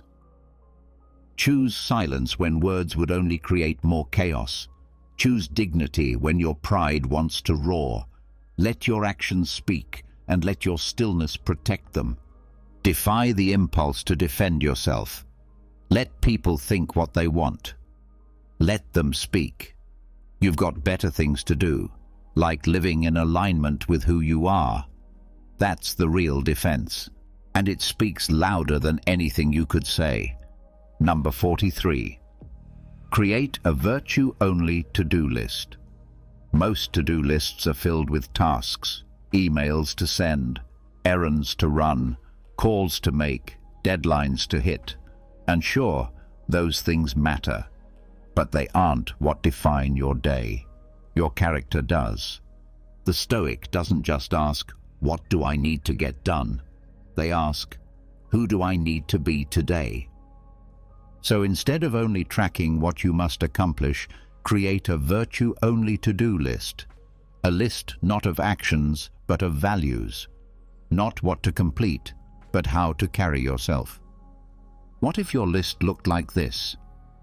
Be patient with people who frustrate me. Speak honestly, even when it's uncomfortable. Do one thing with full focus, no distractions. Choose silence over gossip. Stay calm when plans fall apart. Show gratitude for anything. Suddenly, your day becomes about who you're becoming, not just what you're doing. The Stoics believed that the real work of life wasn't just external, it was internal. Marcus Aurelius didn't write down his daily meetings or goals. He wrote reminders to stay humble, focused, disciplined, kind. Why? Because virtue is the real result. Tasks come and go. Your inbox will always refill. But did you grow in self-control today? Did you stay true to your principles? Did you practice the kind of strength that doesn't need to be seen? Ask yourself, if I crossed off every task but lost my temper, did I succeed? If I met all my goals but was dishonest, did I win? If I looked productive but wasn't present, was it worth it? Make a list that holds you to your higher self, then live by it. And when the day ends, reflect on it. Not, did I finish everything? But, did I live with integrity? Create a virtue-only to-do list, because in the end, your actions matter, but your character matters more. Number 44. Interrupt envy with curiosity. Envy sneaks in quietly. You see someone winning, and something inside you tightens.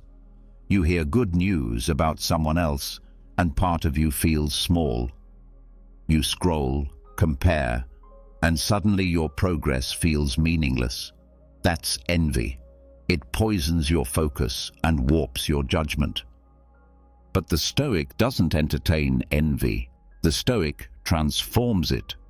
And the first step is to interrupt it, not with guilt, not with shame, but with curiosity.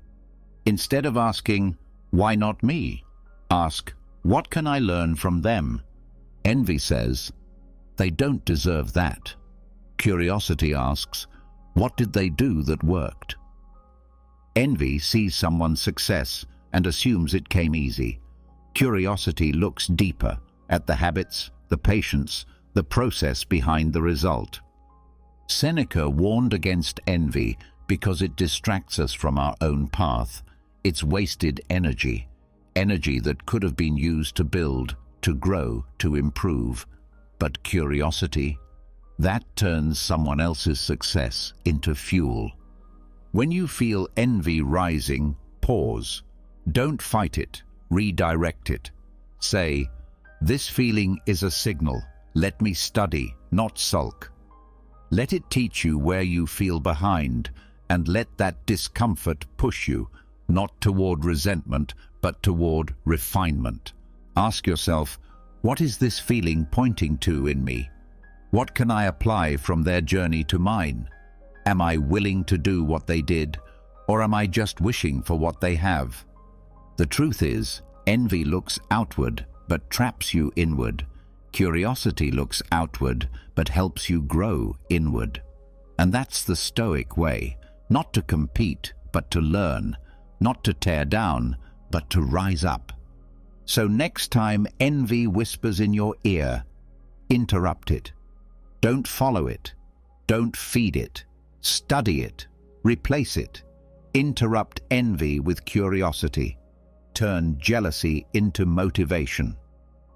And let someone else's success be a reminder, not of what you lack, but of what you're still capable of becoming. Number 45. Stay small in your wins. Victory is a test. Success, praise, progress, all of it feels good. And that's exactly why it's dangerous. Because if you're not careful, a little success can grow into a lot of ego, and ego blinds you faster than failure ever could. The Stoics knew this. They warned that what lifts you up in pride today can bring you down in weakness tomorrow. You hit a goal? Great. Stay grounded. Someone compliments you? Thank them. Then move on. You outperform others? Don't look down. Look inward. Ask, did I do it with character? Marcus Aurelius was emperor of Rome. He ruled the most powerful empire in the world. Yet every day he reminded himself, you're just a man, not a god, not untouchable, just a soul with a body, doing your job. Why? To stay small in his wins, to stay clear, to stay free from the illusion of superiority. Because success isn't a finish line. It's just another step on the path. And if you stop walking, if you get distracted by your reflection, you lose direction. So when you win, be calm, be thankful, be focused. Don't broadcast it. Don't let it change your posture. The real measure of success is how little it changes your humility. Ask yourself, am I celebrating the result or the effort behind it? Am I seeking applause or inner approval? Can I succeed quietly without needing attention? Anyone can be humble in failure. The Stoic is humble in victory. Stay small in your wins. Let your work speak louder than your words. Let your growth be private. Let your pride stay silent. Because the strongest person in the room is the one who doesn't need to be seen. Number 46. Speak only what withstands scrutiny. Words are easy. Anyone can talk. Anyone can make promises, give opinions, or repeat what they've heard. But the Stoic holds their tongue to a higher standard. If it can't hold up under pressure, don't say it. We live in a world flooded with noise. Opinions shouted without thought, claims made without evidence, emotions disguised as facts. But your words should be different. They should be solid, honest, thought through, able to withstand scrutiny. Before you speak, ask yourself, is this true? Is this necessary? Could I defend this calmly, if challenged? Because if your words collapse under questioning, they were never strong to begin with. Epictetus taught his students to value silence until they had something worth saying, something that could survive doubt, pushback, or disagreement without needing to be rescued by ego or volume. You don't have to speak all the time, and you don't have to speak fast.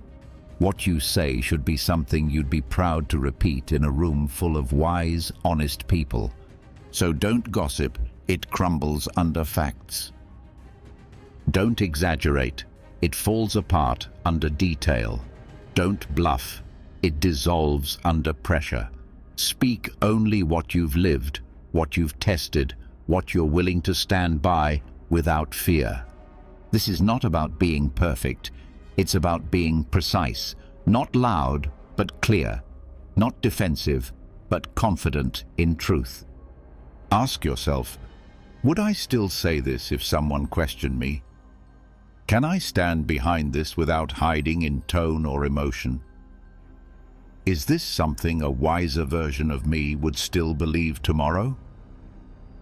Let your words be fewer, but firmer. Let them carry weight, not fluff. Let them reflect thought, not impulse. Speak only what withstands scrutiny. because once your words leave your mouth, they speak for your character, long after the noise has faded. Number 47. Quit things before they own you. Not everything you start is worth finishing. Not every habit deserves to stay. Not every commitment needs to be carried to the end.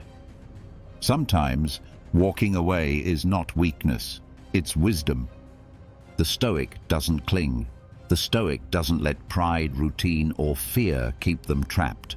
If something no longer serves your values, if it starts to control your time, your peace, your identity, it's time to let it go. Seneca said, "He who is everywhere is nowhere." If your energy is scattered, if your life is bloated with things that once mattered but no longer do, you lose your clarity. You become a servant to what you once chose freely. This is the test. Can you let go before something owns you? A job that pays well but drains your soul. A relationship that's familiar but no longer honest. A goal that looked good on paper but no longer aligns with who you are. Even a routine that once helped you but now traps you. These are hard to quit, not because they're good, but because you've built your identity around them. But the Stoic remembers, you are not what you do, you are how you live. With intention, with courage, with freedom. Ask yourself, am I still choosing this? Or am I just stuck in it? Does this help me grow, or does it keep me comfortable? If I had to walk away from this today, who would I be without it? Don't fear quitting. Fear staying too long in the wrong thing. The world tells you that quitting is failure, but the Stoic knows quitting what no longer serves your purpose is strength. It creates space. It clears the path. It brings you back to your center. Quit things before they own you, not recklessly, not emotionally, but with clarity and the courage to choose your life again. Number 48.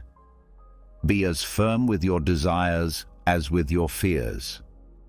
You know how to resist fear. You've trained yourself to stay calm when things go wrong, to not panic, to not let anxiety lead. But now comes the harder part. Can you resist desire with the same strength? Most people think fear is the enemy, but unchecked desire, that's just as dangerous, because desire wears a friendly face. It tempts you softly, promises reward, tells you, you deserve this. But behind it is the same thing as fear, loss of control. The Stoics didn't just talk about courage, they talked about restraint. Seneca said, "It is not because things are difficult that we do not dare, but because we do not dare, things are difficult." The same goes for desire. Things don't control us because they're tempting. They control us because we don't dare to say no. You fear failure, so you train your mind to face it. Now, desire comfort, attention, pleasure, power, and train your mind to resist it. Not because desire is evil, but because when it controls you, you lose yourself. Ask yourself, would I still want this if no one else saw it? Is this choice leading to strength or softness? Am I chasing this because I need it, or because I'm running from stillness? You don't overcome desire by hating it. You overcome it by standing still in front of it, looking it in the eye and saying, "You don't own me." The same way you'd face fear and keep moving forward. Do the same with cravings, temptations, impulses. Don't flinch, don't follow. Observe, breathe, decline. Desire says, now. The Stoic says, not yet. Desire says, more. The Stoic says, enough. Desire says, you need this to feel good. The Stoic replies, I need nothing to be strong. Be as firm with your desires as you are with your fears, because one pulls you back and the other pulls you off course. True strength stands unmoved in front of both.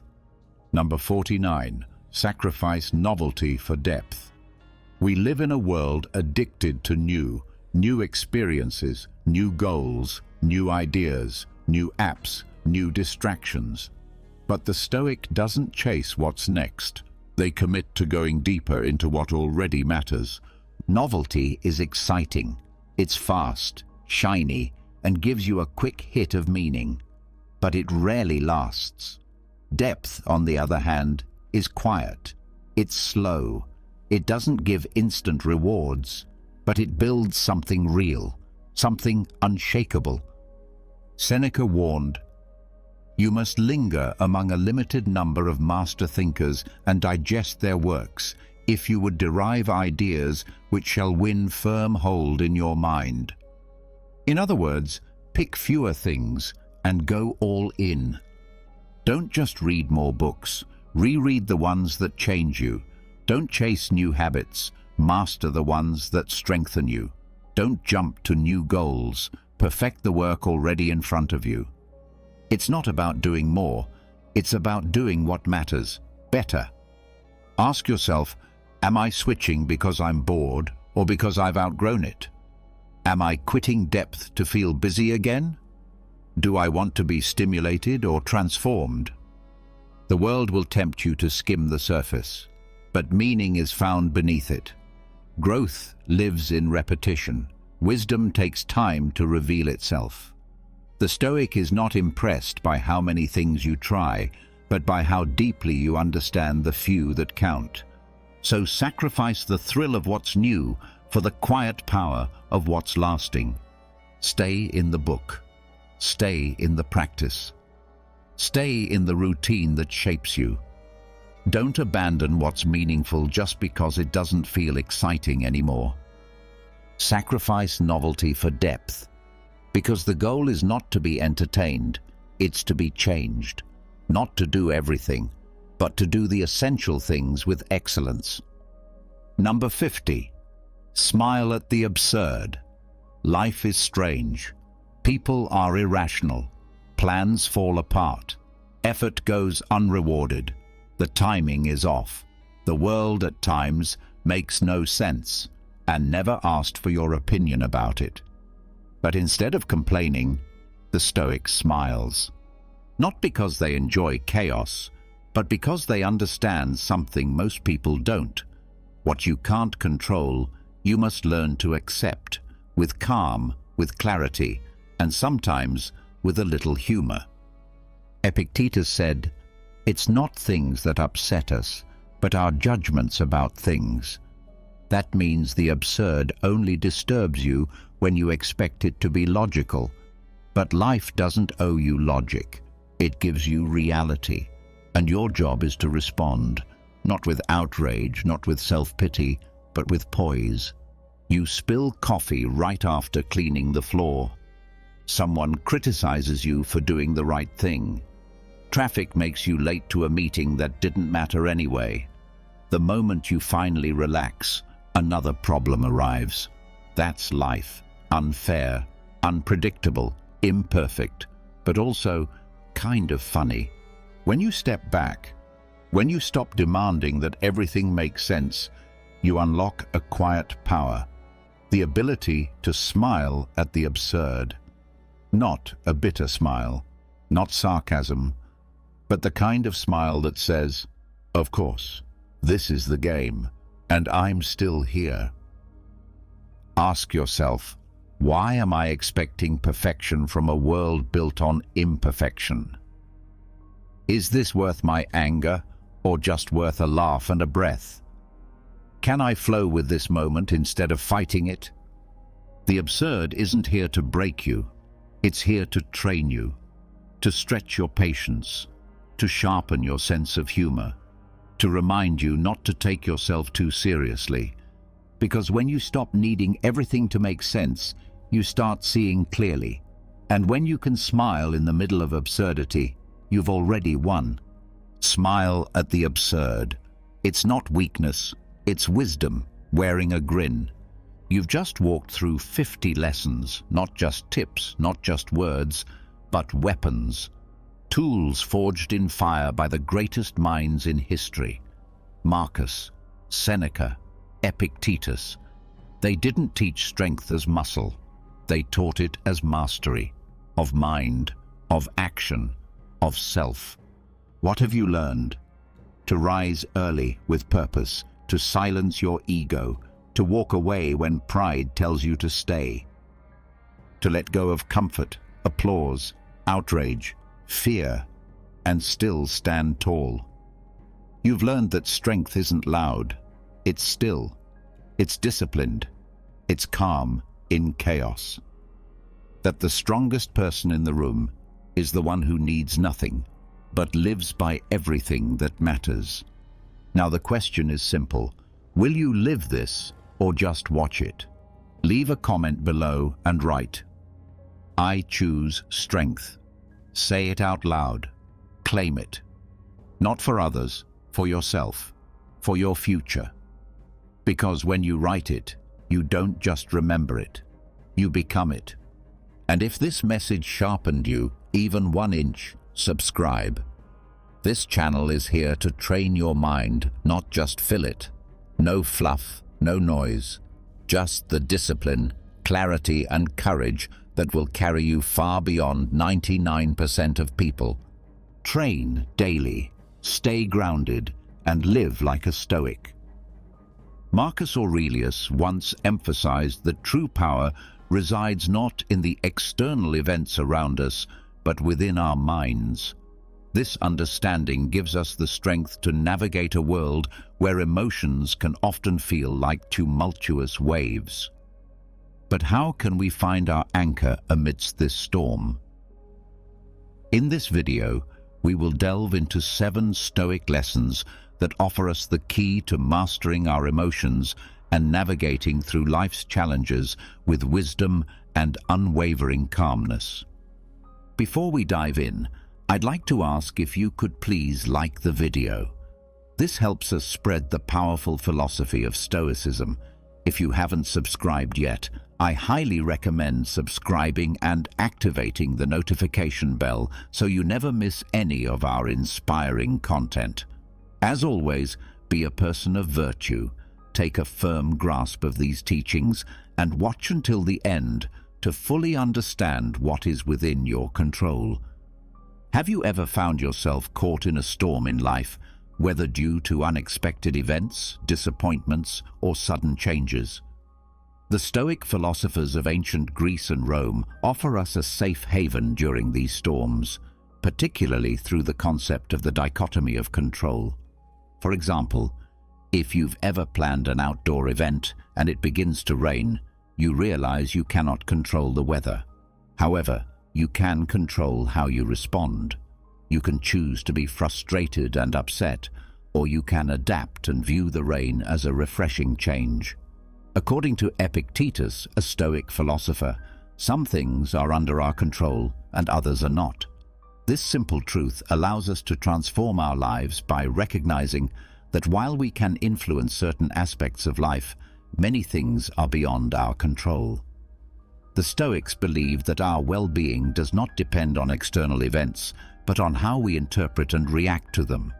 For instance, losing a job might initially seem like a disaster, but over time you may realize it was a blessing in disguise, leading to personal growth or even a better opportunity. To put this into practice, start by asking yourself, can I control this? If the answer is yes, then take action. If the answer is no, it's an opportunity to practice acceptance and adaptability. Understanding this principle frees us from unnecessary distress and helps us approach life with calmness. We may not be able to control the winds, but we can always adjust our sails. In a chaotic world, the dichotomy of control provides clarity, helping us focus our energy where it truly matters. The second lesson is about the power of reflection before reacting. In today's fast-paced digital world, where immediacy is often celebrated, the art of reflection may seem outdated. However, this act of pausing and contemplating becomes our anchor in a world that demands quick answers. Consider the many decisions we face every day, from choosing a meal to planning a career. When you receive a message that stirs your emotions, perhaps a colleague questioning your work or a casual comment from a friend, your instinctive reaction might be defensive or angry. But what if, instead of diving into a hasty response, you took a step back and allowed yourself a moment of detachment? This is not about suppressing emotions, but rather about giving them space to be understood. Reflection is an active engagement with our thoughts and feelings, where we ask probing questions. Why did this happen? Why does it affect me so deeply? What beliefs or past experiences are influencing my emotions? Is my immediate reaction rooted in the present situation, or is it shaped by past baggage?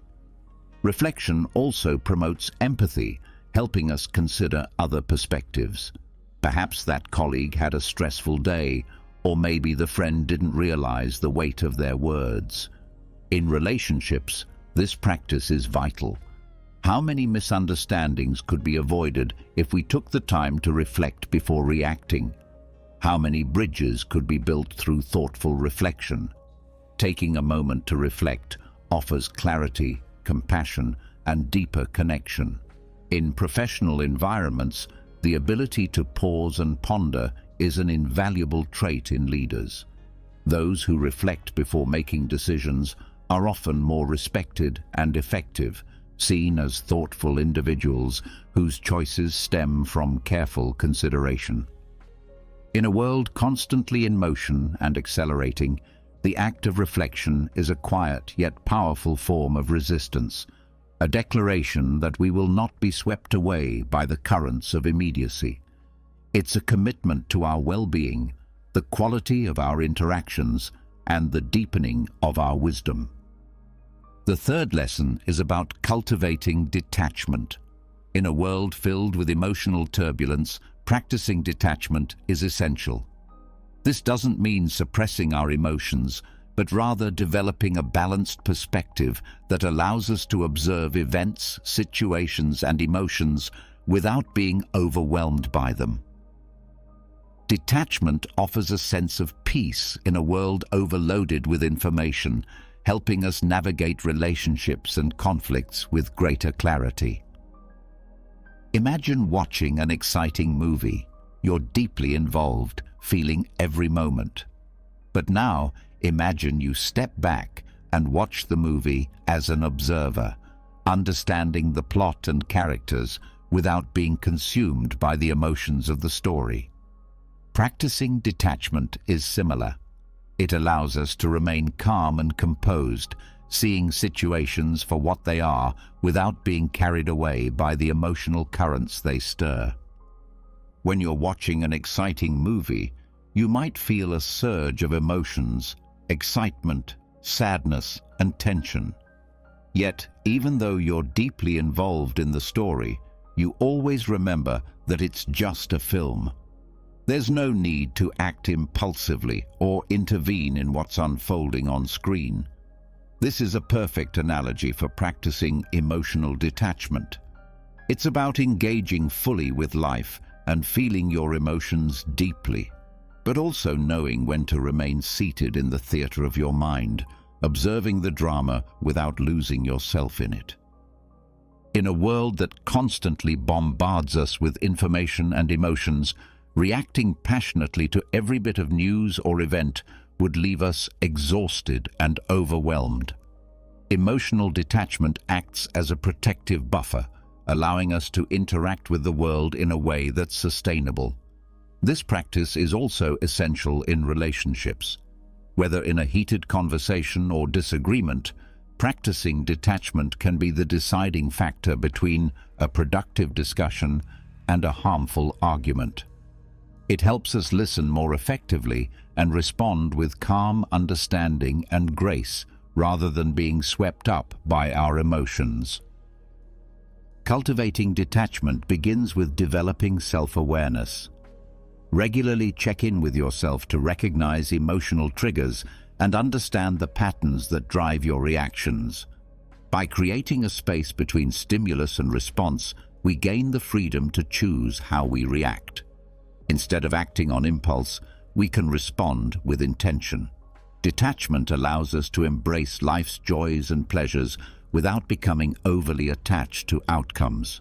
It enables us to fully immerse ourselves in the journey, savoring each moment without the constant fear of losing what we have or experiencing change. In a world that's always shifting, detachment serves as a compass, guiding us with grace through life's unpredictable terrain. By embracing this practice, we can enrich our lives, bringing calm and clarity not only to ourselves, but to those around us as well. There's a powerful question we can ask ourselves in the midst of any challenge or frustration.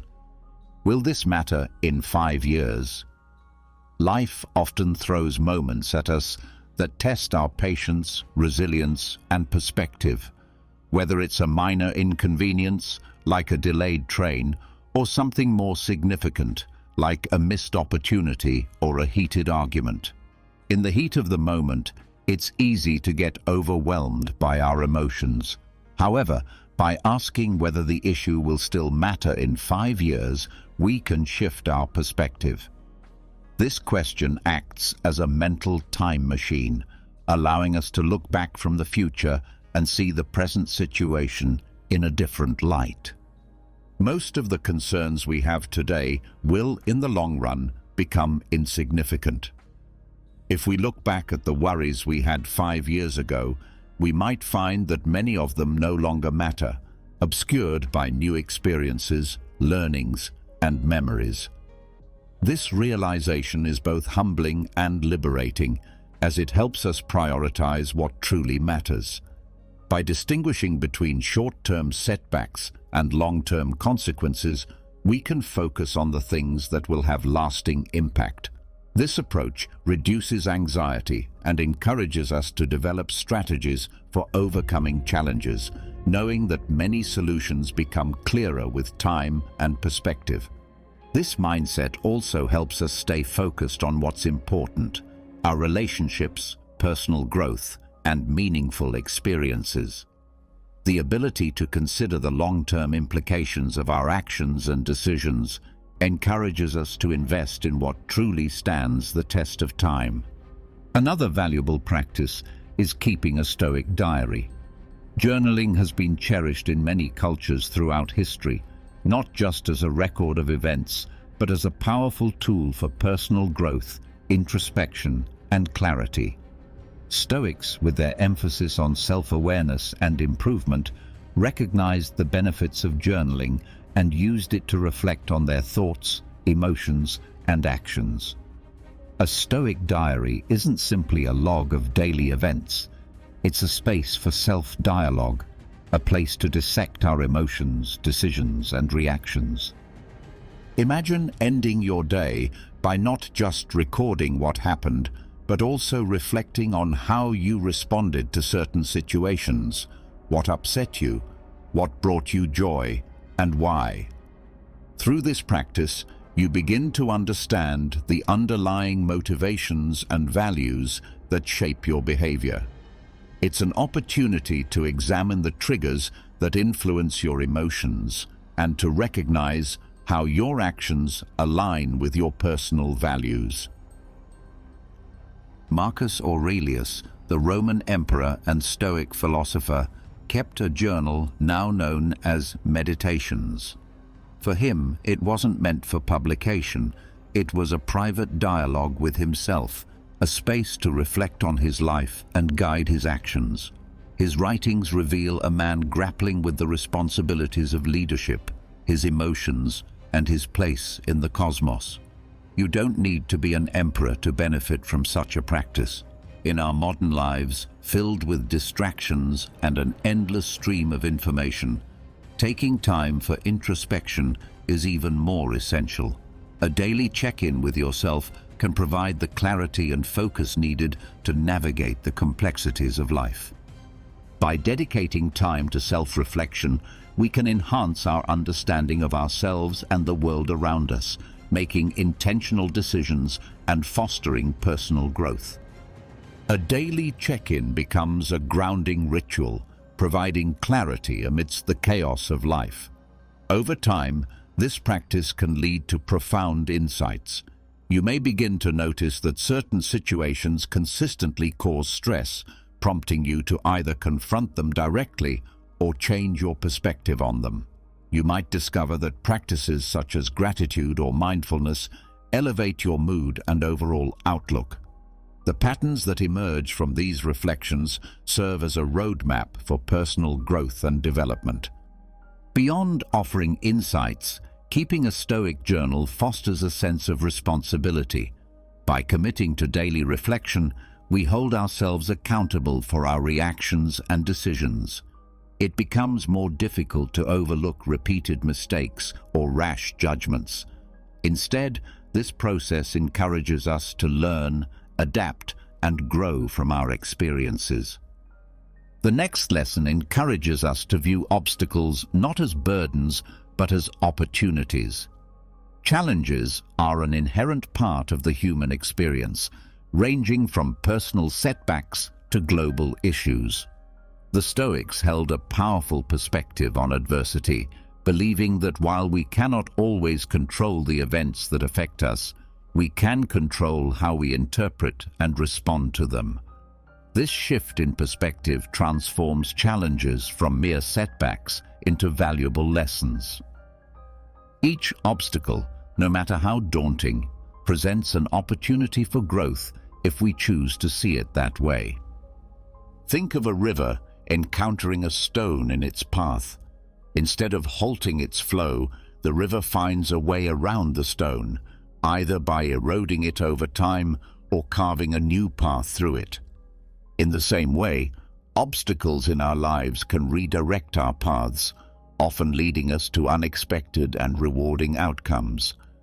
For example, losing a job may initially seem devastating, but it can open doors to a new career, the chance to develop new skills, or even the opportunity to start a business. Similarly, the end of a relationship can pave the way for personal growth, self-discovery, and the possibility of deeper, more meaningful connections in the future. This Stoic perspective also encourages resilience. When we begin to see challenges as opportunities, we become more adaptable and more willing to face adversity head-on. Instead of asking, "Why is this happening to me?" we begin to ask, "What can I learn from this?" and "How can this situation help shape me for the better?" Of course, this does not mean we should seek out difficulties or dismiss genuine hardships.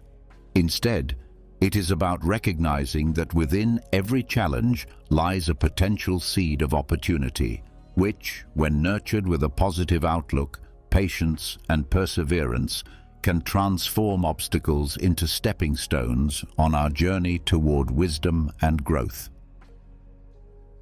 Another crucial lesson is to cultivate gratitude. In the rich tapestry of human emotions and life experiences, gratitude shines like a golden thread, weaving through moments of joy, contentment, and perspective. The Stoics recognized that gratitude is not a mere spontaneous feeling, but rather a deliberate practice, one that anchors us in the present and helps us appreciate the blessings of life. For the Stoics, gratitude was more than just saying thank you. It was about deeply acknowledging the myriad forces, moments, and people that enrich our lives. It involves recognizing the beauty in the world, the lessons that challenges bring, and the fleeting nature of each experience, which makes everything more precious. Seneca, a prominent Stoic philosopher, once said that true happiness lies in enjoying the present moment without anxiety about the future. This encapsulates the essence of gratitude, rooted in the present. valuing each moment, every experience, and every interaction. Consider the simple pleasures we often take for granted. The sound of laughter shared with loved ones, the warmth of a hug, or even the act of breathing, which sustains us. These moments, when fully appreciated, bring more beauty and meaning into our lives. Gratitude also counters our human tendency to focus on what is lacking. Unfulfilled desires, uncertainties about the future, or dissatisfaction with the present. By shifting our focus to what we already have rather than what we lack, we cultivate contentment, which in turn reduces feelings of envy and resentment. Over time, this practice can significantly improve our overall well-being. A simple way to begin cultivating gratitude is by listing 3 things each day that you are grateful for or looking forward to. This practice, done consistently, can gradually transform your perspective, making you more receptive to the blessings life offers and less resentful of its challenges. Gratitude also strengthens relationships. By expressing appreciation for the acts of kindness, support, and love we receive from others, we foster deeper connections. This creates a positive feedback loop of kindness and affection, enhancing mutual respect and promoting stronger bonds. In a world that often emphasizes the accumulation of possessions, achievements, and desires, gratitude is a reminder to focus on the richness of what we already have. It encourages us to cherish the present moment, appreciate the beauty around us, and recognize the inherent value in each experience. This practice not only nourishes our own well-being, but also nurtures the relationships that bring meaning to our lives. Gratitude serves as a gentle reminder of the abundance that already surrounds us in our lives. It calls us to celebrate the present moment, to embrace life with open arms, and to walk through our journey with a heart filled with thankfulness. I sincerely hope that these Stoic lessons have been both enlightening and valuable to you. If you've made it this far, please leave a comment with the word gratitude so I can know you've reached the end of this video.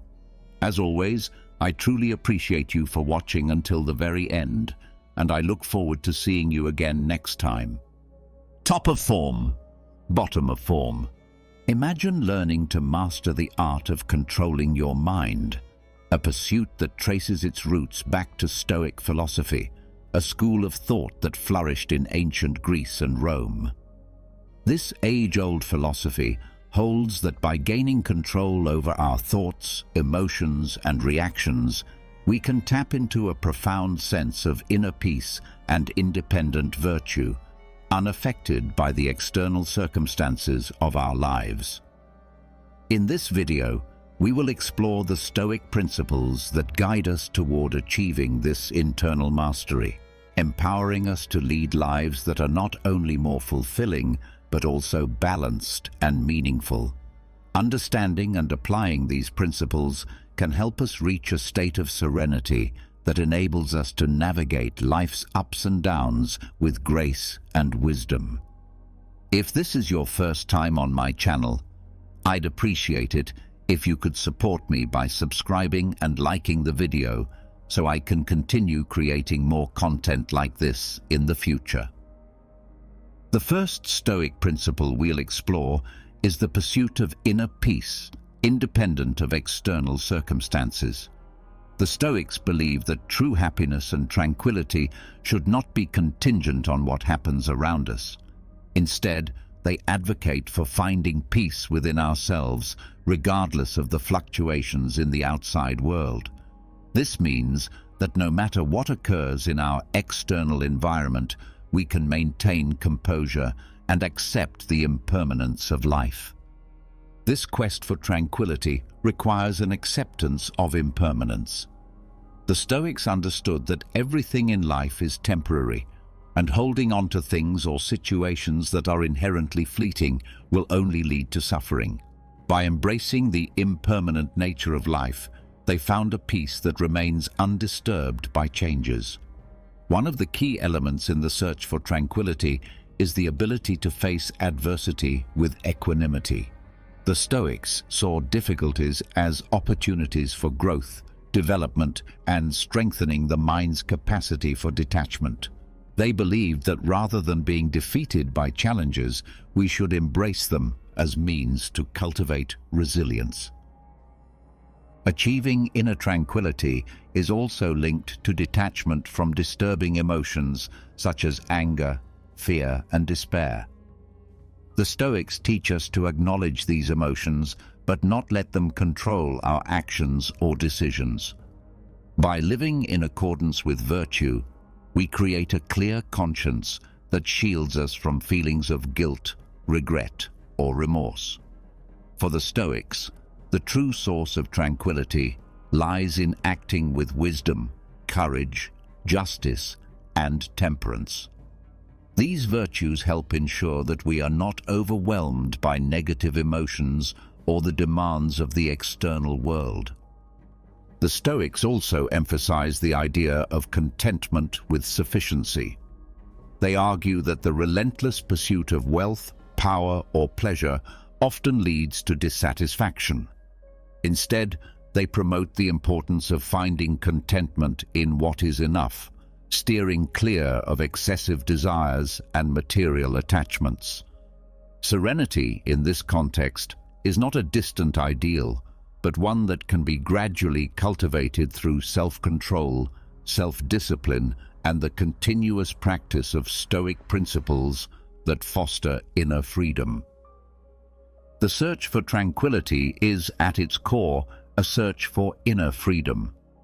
When we are no longer slaves to our emotions, desires, or external circumstances, we experience a freedom that allows us to live in alignment with our values and principles. In summary, the pursuit of inner tranquility is a central pillar of Stoic philosophy. It involves independence from external circumstances, acceptance of life's impermanence, detachment from disturbing emotions, and an ongoing quest for virtue. This journey leads to a life that is serene, ethical, and meaningful, where inner peace is not found in external things, but within ourselves. Let's now delve into the second Stoic principle, which revolves around the acceptance of what we cannot control. This principle is foundational for mastering the mind and living a more calm and wise life. The Stoics emphasize the importance of recognizing that many events and circumstances in life are beyond our direct control. This includes the actions of others, natural events, the past, and even the future. The key to Stoic serenity is fully embracing this reality and directing our efforts toward what we can control, primarily our own thoughts, emotions, and actions. Understanding the Stoic scope of control encourages us to draw a clear distinction between what lies within our control and what lies beyond it. This distinction helps prevent unnecessary frustration by reminding us that certain things, like the behavior of others or past events, cannot be changed. By detaching from unrealistic expectations, we can avoid suffering. The Stoics advise us to let go of excessive expectations and accept reality as it is. This doesn't mean we should become indifferent, but instead adjust our expectations to align with what is possible and reasonable. Embracing adversity is another vital aspect of Stoic wisdom. The Stoics teach that adversity is an inevitable part of life, and rather than resisting it, we should accept it with resilience and courage. By seeing challenges as opportunities to grow, we develop the fortitude to face difficulties with serenity. The Stoics remind us that while we cannot control external events, we can always choose how we respond to them. The ability to select virtuous responses, such as patience, compassion, and wisdom, is one of the greatest gifts life offers. Furthermore, the Stoics advise us to detach from both the past and the future. Worrying about what has already happened or what is yet to come only prevents us from fully engaging with the present. The Stoics remind us that the past cannot be changed and the future is uncertain, so it's wise to focus our attention on the here and now, where we have the power to make choices. This acceptance of what we cannot control, combined with the constant pursuit of virtue and self-transformation, leads to inner peace and wisdom. Finally, Stoicism allows us to confront the uncertainties and challenges of life with greater balance and resilience, helping us live in alignment with the Stoic principles of a virtuous and significant life. The third Stoic principle focuses on the practice of virtue as the highest good. The Stoics identified 4 cardinal virtues that serve as foundational principles for living virtuously. These virtues are wisdom, Sophia, courage, Andrea, justice, dikaiosine, and temperance, sophrosine, each of which plays an essential role in the search for a virtuous life. Wisdom, or Sophia, is the pursuit of knowledge and understanding of the world and human nature. This virtue involves seeking the truth, developing self-awareness, and cultivating the ability to discern what is truly valuable in life. Wisdom guides us in making decisions that align with reason and the greater good, enabling us to live in harmony with the world around us. Courage, or Andrea, is the virtue that empowers us to face fear and act justly, even in the midst of danger or adversity. The Stoics believed that courage was intimately linked to wisdom, as it requires discernment to confront dangers in a manner that aligns with virtue. Courage enables us to persist in the face of challenges, knowing that acting rightly is more important than avoiding discomfort. Justice, or dikaiosine, involves acting with fairness, impartiality, and respect for the rights of others. The Stoics viewed justice as a fundamental aspect of living virtuously and maintaining social harmony. It calls for an unwavering commitment to equality and respect for all people, ensuring that we contribute positively to the community and the world around us. Temperance, or sophrosine, is the control of desires and appetites, avoiding excess and indulgence. This virtue also extends to the regulation of emotions, allowing us to maintain inner peace and serenity in all situations. Temperance teaches us to exercise moderation and balance, ensuring that our passions and actions do not overwhelm us or lead us astray. The Stoics believed that the practice of virtue is a lifelong journey, one that requires continuous effort and self-reflection.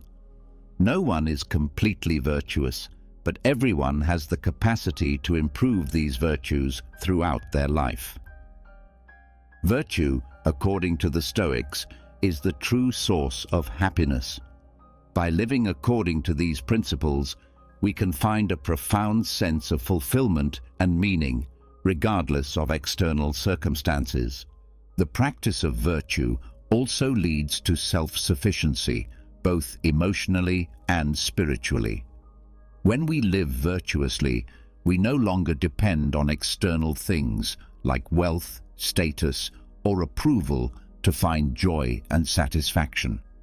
Instead, our happiness becomes self-contained, rooted in our inner character and ability to act in accordance with our values. Self-control and self-transformation are essential aspects of the Stoic path. The search for virtue requires us to recognize and learn from our imperfections and mistakes.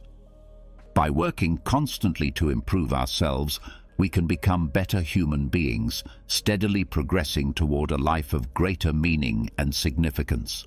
In essence, the practice of virtue is at the heart of Stoic philosophy, guiding us toward wisdom, courage, justice, and temperance. These virtues are not abstract ideals, but practical principles that can be applied daily to lead a life of ethical integrity and inner serenity, regardless of the external challenges we may face. The fourth Stoic principle focuses on the control of emotions, which is crucial for achieving serenity and virtue. According to Stoic teachings, emotions can be powerful and often lead us to act impulsively or irrationally. Therefore, mastering our emotions is essential for living a life aligned with virtue and wisdom. The first step in mastering our emotions is cultivating emotional self-awareness. This involves the ability to identify and understand our emotions as they arise. By recognizing when we are experiencing emotions such as anger, fear, sadness, or even euphoria, we can begin to assess them more objectively and avoid being overwhelmed by them. Once we recognize an emotion, the Stoics recommend creating emotional distance. Instead of allowing ourselves to be completely consumed by the emotion, we should take a step back and examine the situation more calmly and logically.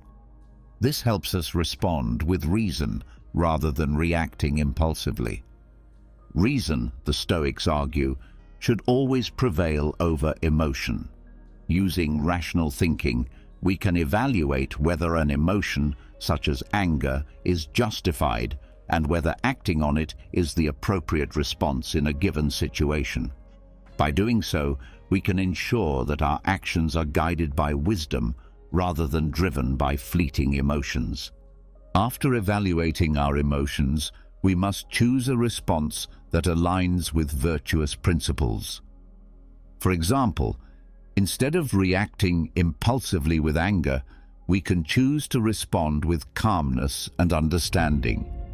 This requires self-control and the ongoing practice of transforming negative emotions into constructive actions. For instance, instead of allowing fear to paralyze us, we can use it as motivation to take sensible precautions. The ultimate goal of emotional mastery is emotional equanimity, a state in which our emotions do not dominate us or cloud our judgment. This does not mean eliminating emotions altogether, but rather controlling them in such a way that they do not negatively influence our decisions and actions. We learn to navigate our emotions wisely, ensuring they remain in balance with our rational thinking. It is important to understand that the Stoics do not advocate for the complete suppression of emotions. Rather, they emphasize the wise and virtuous management of emotions. They recognize that emotions such as grief in response to loss or joy in celebration of success are natural aspects of the human experience. Mastering emotions is a continuous and challenging process, yet it is crucial for living a serene and ethical life. The Stoics believe that by controlling our emotions and choosing virtuous responses, we can live according to principles such as wisdom, justice, and courage, regardless of external circumstances. This allows us to achieve an inner state of peace, which is highly valued in Stoic philosophy. The fifth Stoic principle, which focuses on living in the present, is essential for mastering the mind and leading a more meaningful life. This principle encourages us to concentrate on the present moment, avoiding excessive rumination on the past or anxiety about the future. The Stoics teach that dwelling on past regrets is useless because we cannot change what has already happened. Instead of getting lost in remorse, we should learn from our mistakes and past experiences. This mindset frees us from the burden of the past and allows us to direct our efforts toward the present.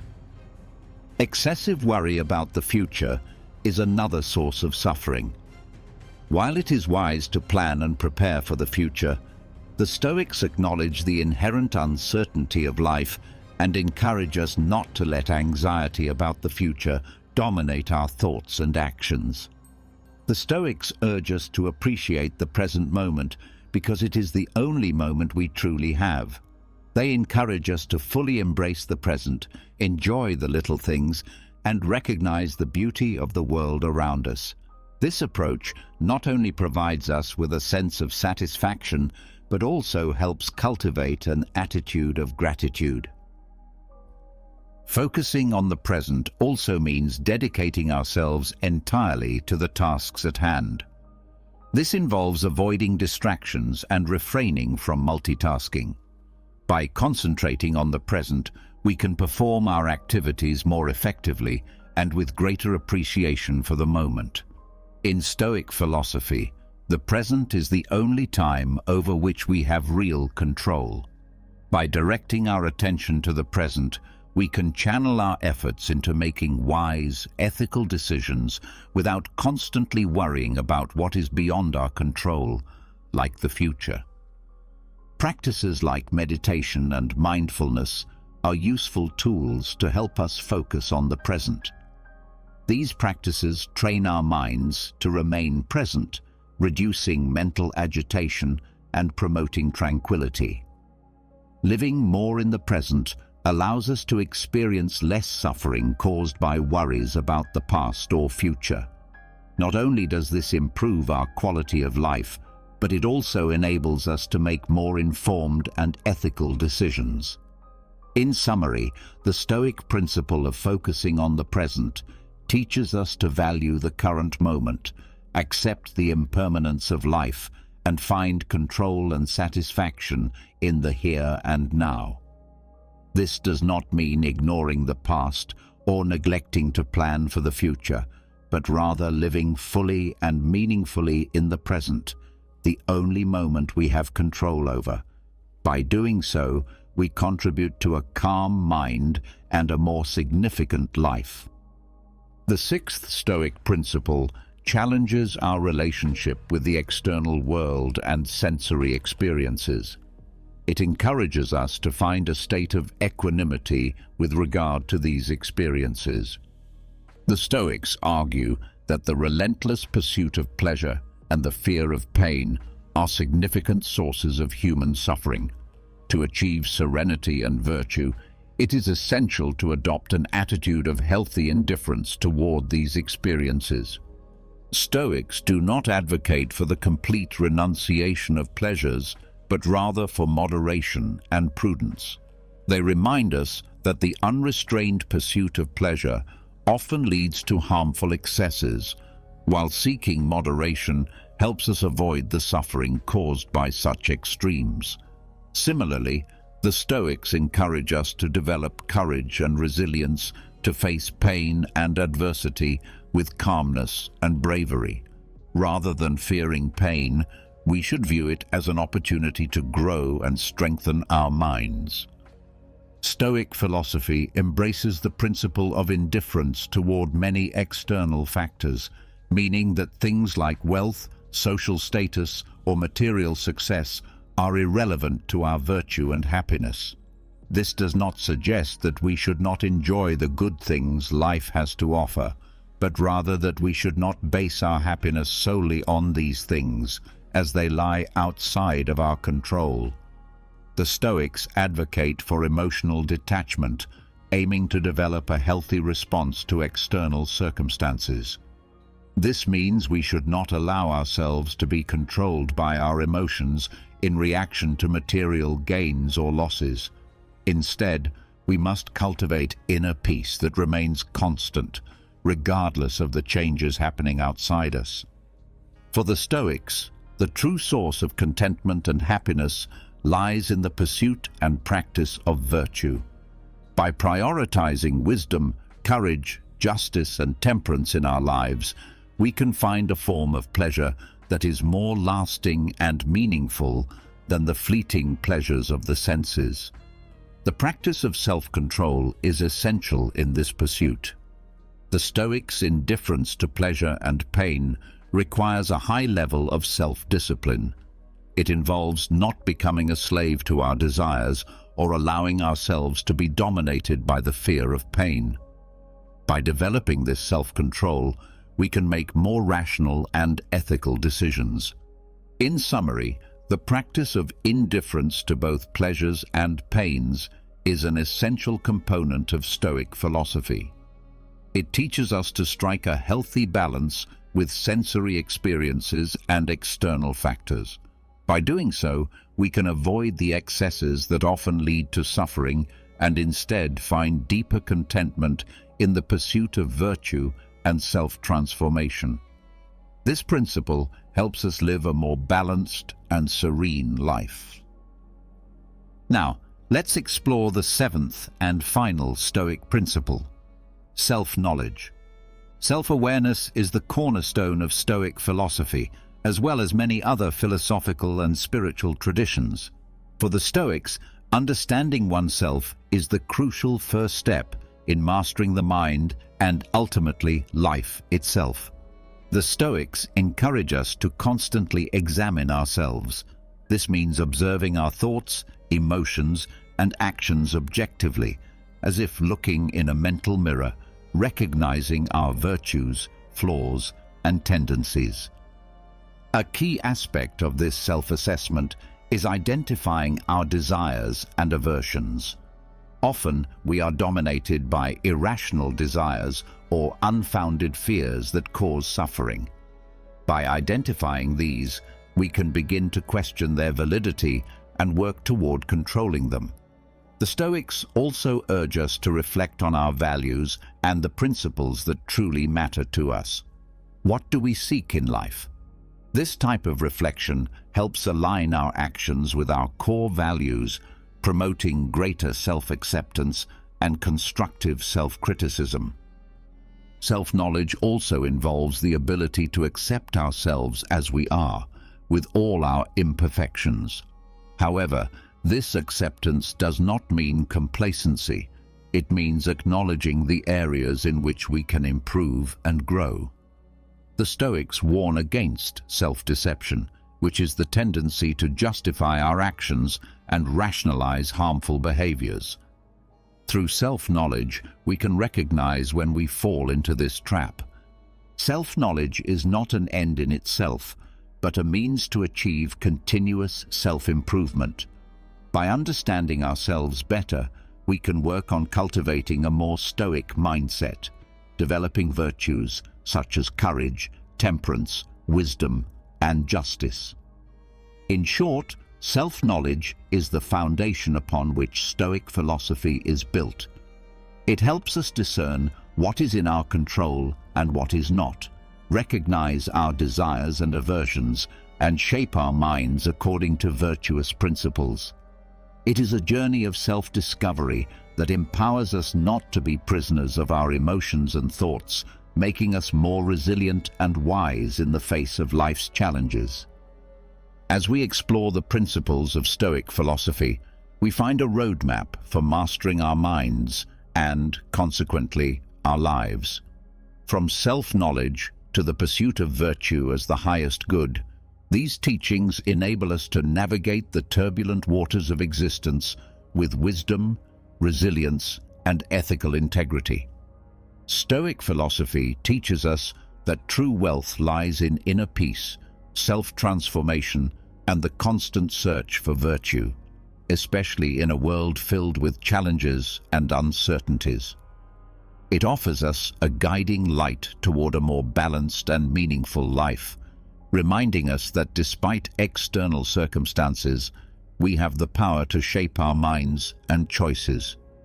If you enjoyed this video, please like, subscribe, and comment so that YouTube knows this content helps people like you, allowing us to continue creating similar videos in the future.